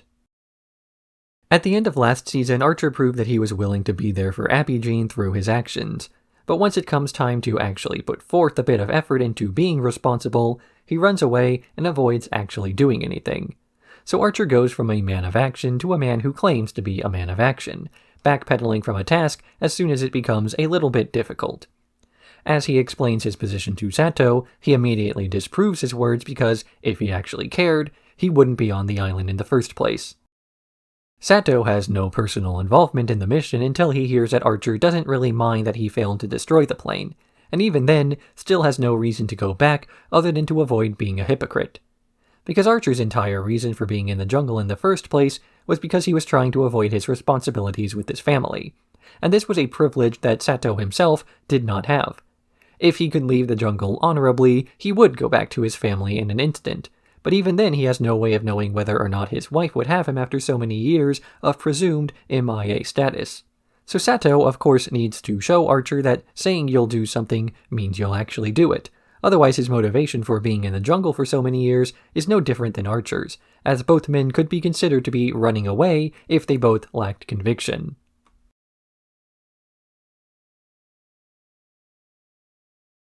Three to Tango.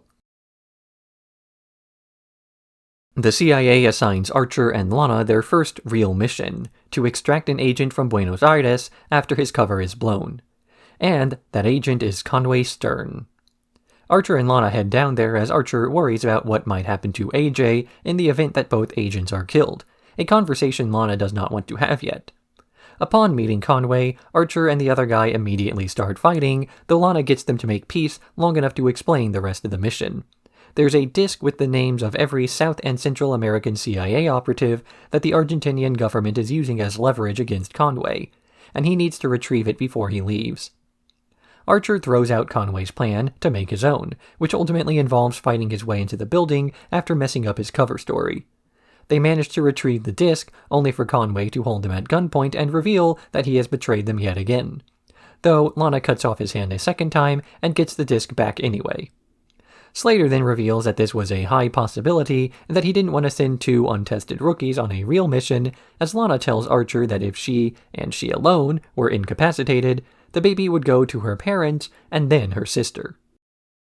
Much in the same way A Kiss While Dying took familiar characters in familiar situations placed into the context of a new season and tone in order to better assist the audience in adjusting to that new season, this episode brings back an old character who once betrayed Archer, and then has him betray Archer again before fleeing. At the end of the episode, Slater mentioned that he expected all of this to happen, a mentality no different than that of the audience as they, too, begin to suspect the same pattern of behavior from the cast. Archer even lampshades this by trying to Archerize the mission, something Lana is opposed to, less out of a desire to see him not screw things up, but because she's opposed to the idea of turning his name into a verb. Because once archering something becomes common vernacular, it becomes common behavior as well. Lana, like the audience, knows what to expect from everything that is going on.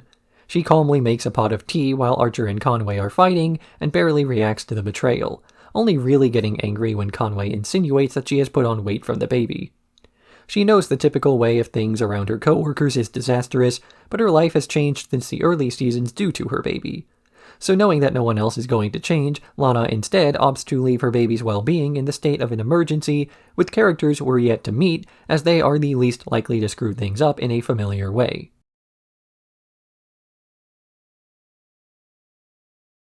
The Archer Sanction. Archer, Lana, and Ray are sent to assassinate an assassin on a hiking trip, though because Archer skimmed the dossier instead of reading it, all he knows about the target is that they were an Axis power in World War II, which all three of the other hikers are. Lana and Ray are infatuated by Crash, their Irish guide, which makes Archer jealous as he has to watch the other guy take control over the hike. They end up losing one hiker to a fall and then spend the night hunkered down to protect against a blizzard. But the next morning, Archer finally remembers more details about the target, specifically that it was Crash himself. Crash takes Lana hostage, though Archer simply shoots the guy despite the warnings about what that sort of sound wave might do high up on a mountain. This causes an avalanche that the three agents barely survive, and as they're back on the ground, they agree to simply say that Crash is dead despite not finding the body. Back at HQ, Pam, Cheryl, Krieger, and Cyril break into Mallory's house and they can't find her or AJ. They all get violently ill while searching, only to then discover that Mallory has had her house fumigated and that she was simply elsewhere all along. Archer's entire conviction through this episode that Ireland was an Axis power comes from him misremembering a line from Season 3's Lo Scandalo about their neutrality. This ties into Archer's repeated proclivity to remember trivial details about certain things while missing out on the big picture, useful traits that most people would need, such as Archer knowing who discovered blood types, but not what his own blood type is. In this way, the showrunners are able to produce a character who is at once competent and intelligent without making this competence get in the way of being entertaining. Because in a real spy agency, Archer would have read the dossier, known who the target was from the start, and the episode would have been over with before anything funny or interesting happened. And of course, in a real spy agency, Lana and Ray would have read the dossier as well, rather than leaving it up to the guy with the reputation for never preparing for missions to memorize key details. Again, they need the characters to be good enough at their jobs to continue getting work, but not so good at their jobs that they figure things out in a realistic and boring way. A real agent's show would be 90% doing paperwork in an office setting, and they already had a few seasons about office drama.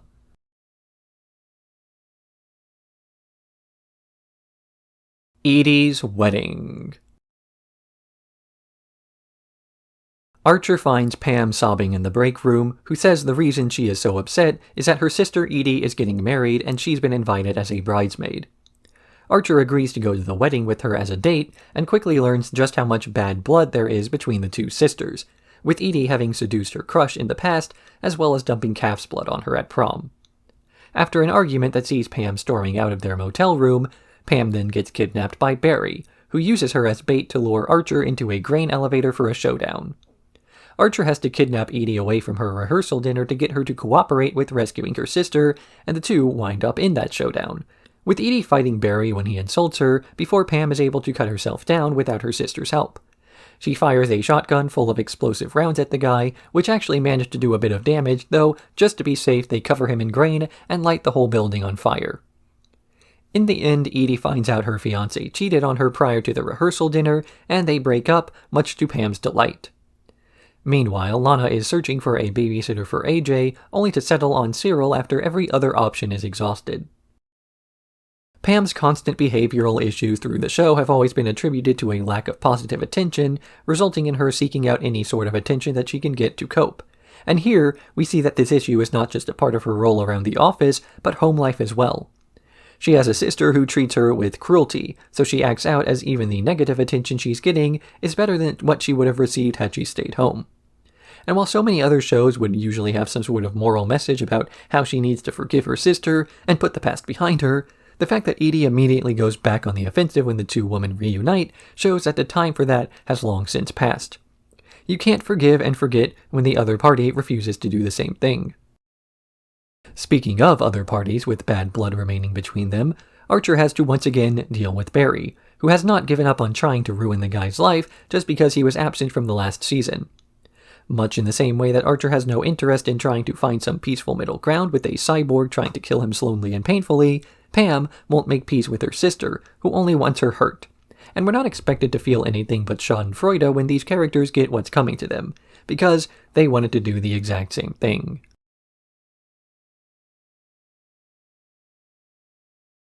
Vision Quest.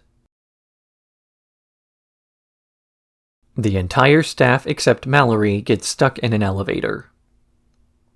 This is what is called a bottle episode, the original purpose of which is to keep production costs low by using a single set for shooting and having the actors carry everything, like a low-production stage play that happens to be filmed. But with animation, this becomes slightly less of a cost-saving measure due to the relatively lower cost of making new backgrounds as compared to sets, And so while these episodes are cheaper to make, it's not by enough to justify a bottle episode in any way other than the fact that they're playing on an established trope from the cultural consciousness.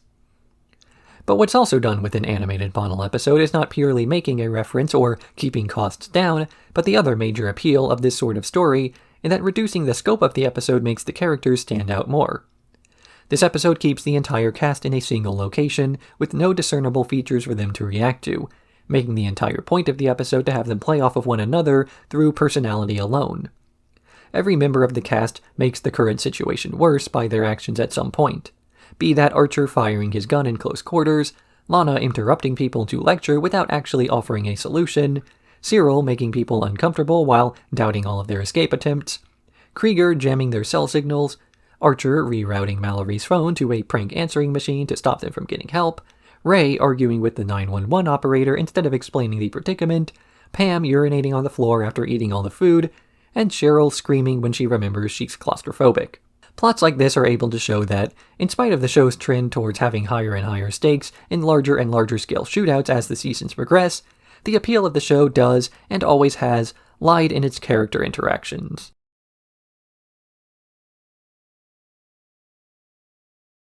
Sitting. Lana is going out for a trip and leaves AJ with Archer alongside a list of the things that she'll need.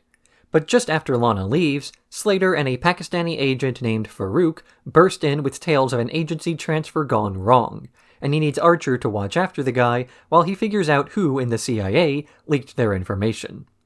As soon as Archer, Farouk, and AJ are left alone, the other agent pulls a gun and demands that Archer take him to the mainframe back at the office. They enter only to see the rest of the employees hanging around for poker night, and they pick up on the fact that something is going wrong. They see Archer held at gunpoint, and he uses the distraction to turn the tables, with Pam taking AJ to safety as Archer tries to fight Farouk.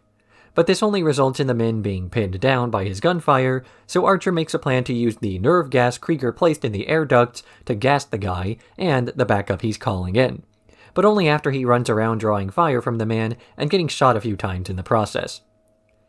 Just as Archer reaches the elevator, it opens to reveal Lana, Mallory, Pam, and AJ, judging Archer's performance as a babysitter, as the whole thing was a setup to see if Archer could handle the task. Archer complains during this episode that Lana does not trust him, as she set up an elaborate scheme to test his abilities in watching a child, rather than putting a little bit of faith in him to accomplish it like any other mission. That said, the first thing Archer does after promising not to get drunk while watching the baby is to try to get drunk while watching the baby. He even tries to admonish Lana for believing his lies when he said he'd sober up, something that doesn't really support his claim that there was a trust violation, as he did it first. The shocking part of this episode is that Lana gave Archer a chance in the first place, and even then, this was only because she was secretly nearby the whole time, watching to make sure nothing major went wrong. Or at least it would be shocking if Archer had not correctly guessed the outcome of the episode at the beginning. He assumed that Lana did not trust him because, in a small way, he knows that he hasn't earned that trust. In Archer's own words, his entire life he's been half-assing everything. But when it comes time to dole out justice to a man who threatened his child, he's willing to actually put forth a lot more effort, in his own words, quadruple-assing it. So Lana's test for Archer was less about whether he's capable of raising a child, and more about if he's willing to put forth a regular amount of effort into raising a child, if it's something that he'll take seriously.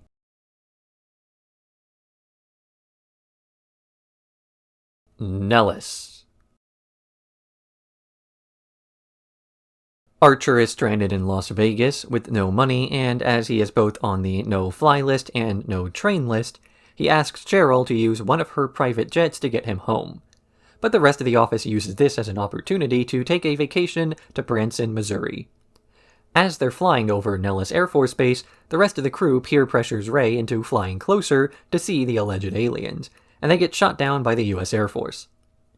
Archer pretends that they're prisoners en route to a black site and uses Slater's CIA clearance to bluff his way into a minibar, though when Pam and Krieger see little gray men running about, they run off to find them and start a security breach. Archer then fails to bluff his way through another stop and ends up having to fight through a group of men, only to find Krieger and Pam just after they are telepathically spoken to by the aliens.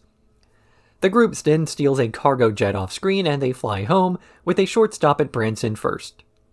Back at HQ, Mallory bribes Lana to name her daughter after her, settling on giving her Mallory as a middle name.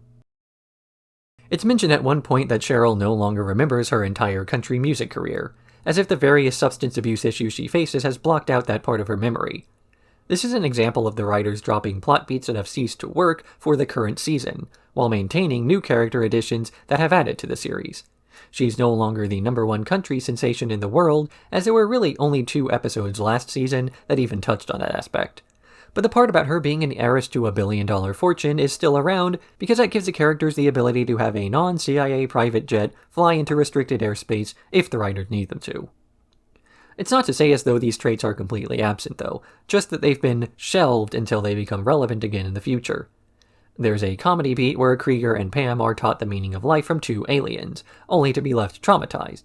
We, the audience, can suspect that this is not going to be a permanent mental disfigurement, just the way that Krieger, being one of his own clones, potentially, is not going to be a full season arc, but a side gag reintroduced every so often. First and foremost, Archer is a comedy show, and everything else is incidental, though certainly intentional, building upon that.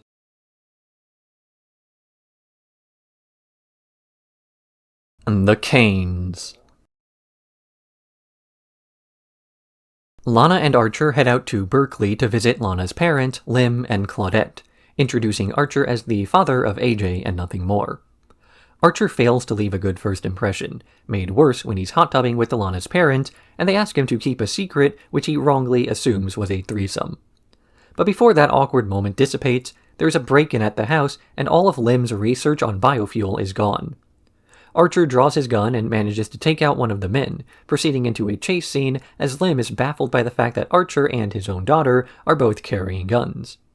This scene mimics the chase scene from Bullet down to the model of the cars, with Lana admitting she's actually a secret agent for the CIA and that her cover story of having been a scientist was her parents' dream and not hers.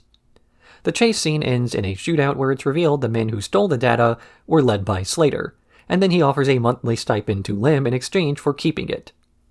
Meanwhile, the drones are on their way to a bowling league when Krieger's van breaks down on a hill in Brownsville, and while lightening the load by dropping bowling balls down a hill, they hit the car of one of Pam's former associates, who leave the rest to get drinks together.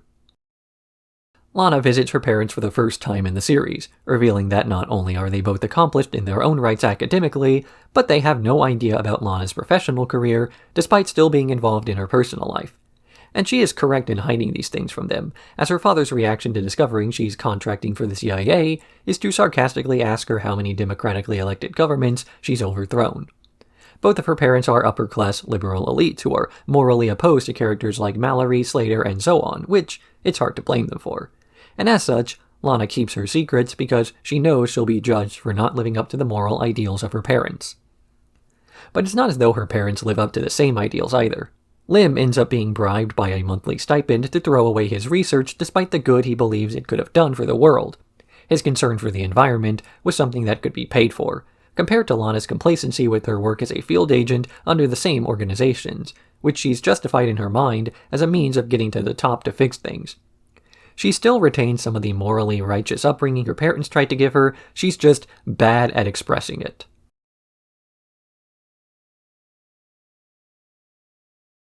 Pocket listing. Slater comes up with an elaborate plan to get the fingerprints of a Durrani prince named Fawad by having him tour the Tunt Manor before knocking him out with a tranquilizer dart.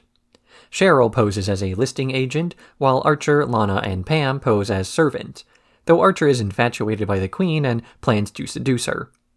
Cyril tells Lana about this plan to make her jealous, but only gets the idea into her head to sleep with the prince to make Archer upset.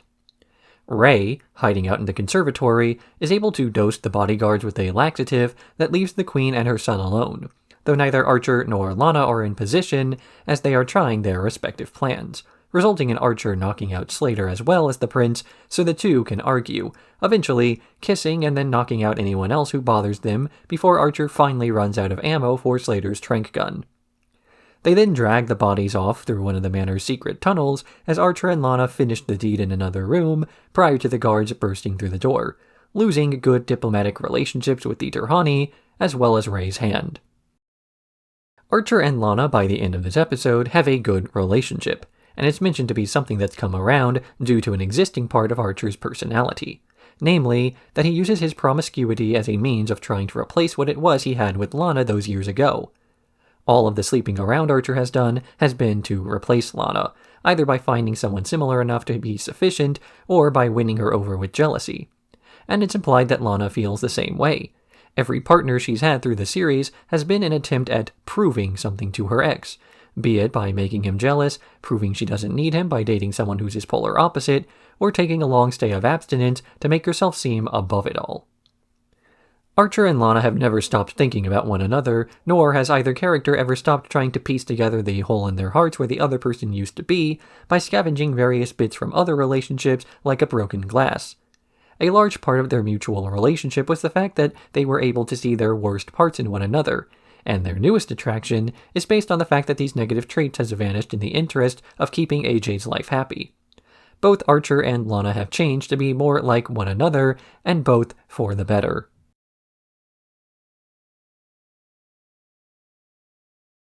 Reignition Sequence. The drones are sick of watching Archer and Lana be happily together, and out of a mix of jealousy and disgust, try to hatch a plan to get them to break up. They realize they can't let Mallory know of this plan, as she would do too good of a job, and come around to the idea of finding a woman Archer might love more than Lana, settling on calling Katya into the US. Archer is at his penthouse preparing a stir-fry despite not having the assistance of Woodhouse when Katya comes in and begins to try to seduce Archer. Archer turns down all of her advances despite how much she's showing off to him as the rest of the drones watch the action unfold from Krieger's van. But eventually, Archer is able to convince Katya that he has changed, and he doesn't want to throw away a good friendship or relationship with Lana. She leaves him there as the rest of the drones are trying to stop Lana from entering and seeing the results of their plan. But she goes in anyway and is impressed by the amount of effort Archer has put forth for their date, until she sees a certain detachable part of Katya's in the sink. It's a common trope in any sort of relationship drama for a dramatic misunderstanding to be introduced where two characters proceed to have a major relationship issue purely because they don't set aside more than a few minutes to actually talk over the issue. This entire episode plays with this sort of plotline, where the audience is fully aware of the "it's not what it looks like" line on the horizon, and the entertainment value of the episode comes from how straight the writers are willing to play the trope. Archer deconstructs so many other spy tropes, it's not a stretch to see how the show would then deconstruct a sitcom trope in the same vein. The rest of the drones put this elaborate ploy into motion out of their jealousy of the other two characters, resenting the fact that after 6 seasons of relationship drama, two people would finally find something resembling happiness together, while all of them are single for one reason or another. Whether it's Cyril desperate to get back with Lana, Pam who's been used for her body in the past, Cheryl being too unhinged for a long-term relationship, or Krieger who society can't deal with. And all of their personal issues motivating them to break up Archer and Lana, they know very well that Mallory is even more resentful than they could ever be, and that so much as getting her involved will result in a mutual disaster for everyone.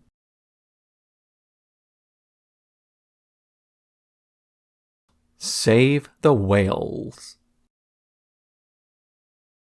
Archer and Lana are en route to a farmhouse in Wales as Archer is trying to have the two of them get away romantically to fix the issues in their relationship. Additionally, they are also intending to assist 2 Welsh terrorists named Lloyd and David to escape from MI5 on behalf of the CIA. Lana is furious about Archer drugging her and then taking her on some work thing, so she forces Archer to hide in the closet while she gives his cover story to Lloyd, making out with him as Archer watches, though before this can convince the agent, Archer bursts out accusing her of overreacting to his alleged infidelity. In the end, they wind up needing to knock the agent unconscious, convincing Lloyd not to kill him and getting into a fight, with the end result of letting the 2 terrorists go free while they bring the unconscious MI5 man back to be Slater's problem. Back at HQ, the rest of the drones perform surgery to give Ray a new robotic hand, which turns out to be Conway Stern's old one. Last episode was all about disassembling sitcom tropes such as the relationship drama caused by a misunderstanding, the type of issue that could be fixed by sitting down and talking for 3 minutes.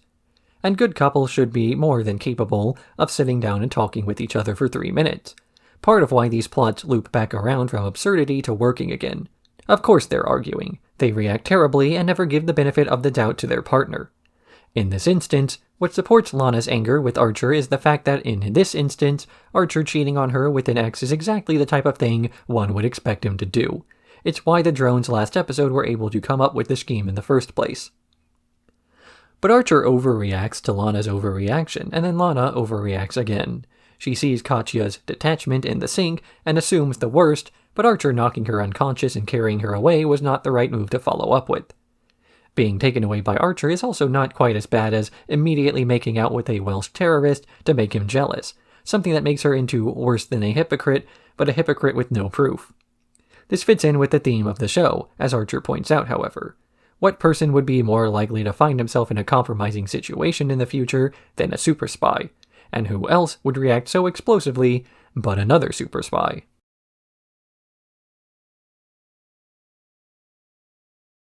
Drastic Voyage, Part 1. The office is briefed on miniaturization as they are offered a job to be shrunken down to a microscopic size, then placed into the brain of a scientist named Dr. Kovac to destroy a clot with a ship. They are given this mission on the conditions that, if they succeed, each member will receive a one-time bonus, and if they fail, they'll be blacklisted from all spy work in the future. Archer is, as usual, nonchalant about all of this, though Lana's more nervous as the tech is untested and she has a baby to worry about. Cyril and Ray are brought on the mission despite Ray being horrified and a little bit racist about his new hand because they both have piloting experience. Pam and Cheryl are brought along because they usually sneak aboard these things anyway. After the Nereus, their ship is shrunken down, an enraged Dr. Krieger bursts into the operating room after having been kicked out for not having enough experience, and in his tantrum, he accidentally injects the ship into Kovac's foot, as far away from the intended injection site as possible. It's no secret that Archer is a show that borrows very heavily from various bits of pop culture as it pertains to the tropes established around spies, secret agents, private investigators, and detectives. But there are only so many tropes you can harp on before the show starts to get repetitive and the horizons have to be broadened a bit. This is even eye-rolled away during the episode as Slater begrudgingly briefs some of the office drones on the mission, despite none of them being properly trained agents. They're just sort of hanging around, not unlike many of the early agency tropes that are now required parts of the show.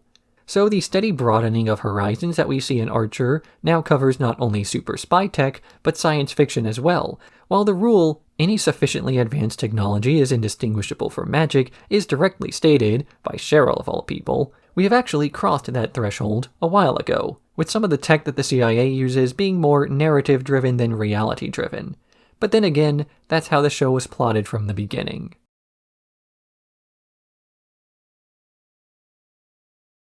Drastic Voyage, Part 2. The crew aboard the Nereus find out they're inside Dr. Kovac's foot, so they need to get to his brain as soon as possible, something they do by entering the bloodstream. Unfortunately, as they are tiny, the blood flow rocks the ship heavily, launching Ray into the back of the ship and crippling him as he was trying to apologize to Lana for his earlier comments. Cyril takes over piloting and, with a bit of guidance, gets them to the blood clot. But the laser aboard the ship is covered by white blood cells, so Archer and Pam have to leave the ship in scuba gear to blast their way free. This is made worse by TV's Michael Gray sneaking aboard the sub and using up some of their limited oxygen supply, but Archer is able to blast the blood clot free and reboards the ship, only to purge the airlock, leaving the ship stranded until the process is done.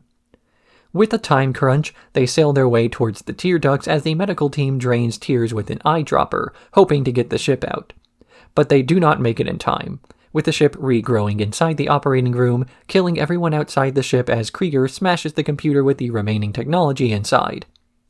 Mallory and the others are disbarred from ever working in intelligence again, though as they're stranded in the desert with Ray dying of sepsis, Archer gives a rousing speech about how they always come back from this sort of thing. Lana and Archer have had many discussions regarding Archer's immortality through this season, with Lana insisting that Archer take things more seriously because there are more valuable things at risk now than a life that can't be threatened without the audience calling that bluff. As I've mentioned before, Archer rarely faces consequences for his actions, but other characters typically do. In this episode, Ray ends up crippled yet again, though at least this one wasn't directly Archer's fault. Now, AJ is included in that list of other characters, so for Archer to continue his risk-taking lifestyle means that he may end up hurting someone much more important. Sure, Lana has been at risk before, but she is a secret agent. Defying death is part of her job. But while Lana's okay with putting her life in danger, or at least has been okay with that in the past, her daughter did not sign up for that level of risk, so Lana owes it to her to keep her safe from inheriting that danger. Of course, Archer continues taking these risks despite all the warnings because to him, inheriting a life of danger from one's parents is much more normal. We also see this behavior reflected in Mallory herself, who starts fat-shaming an infant while trying to feed her liquor and cigarettes. Proof that Lana's concerns were valid about the effects of the agent's lifestyle being some sort of generational trauma, as much as it is a trope out of fiction. Because Archer is a deconstruction of genre conventions, so of course the characters ought to be aware of them as well.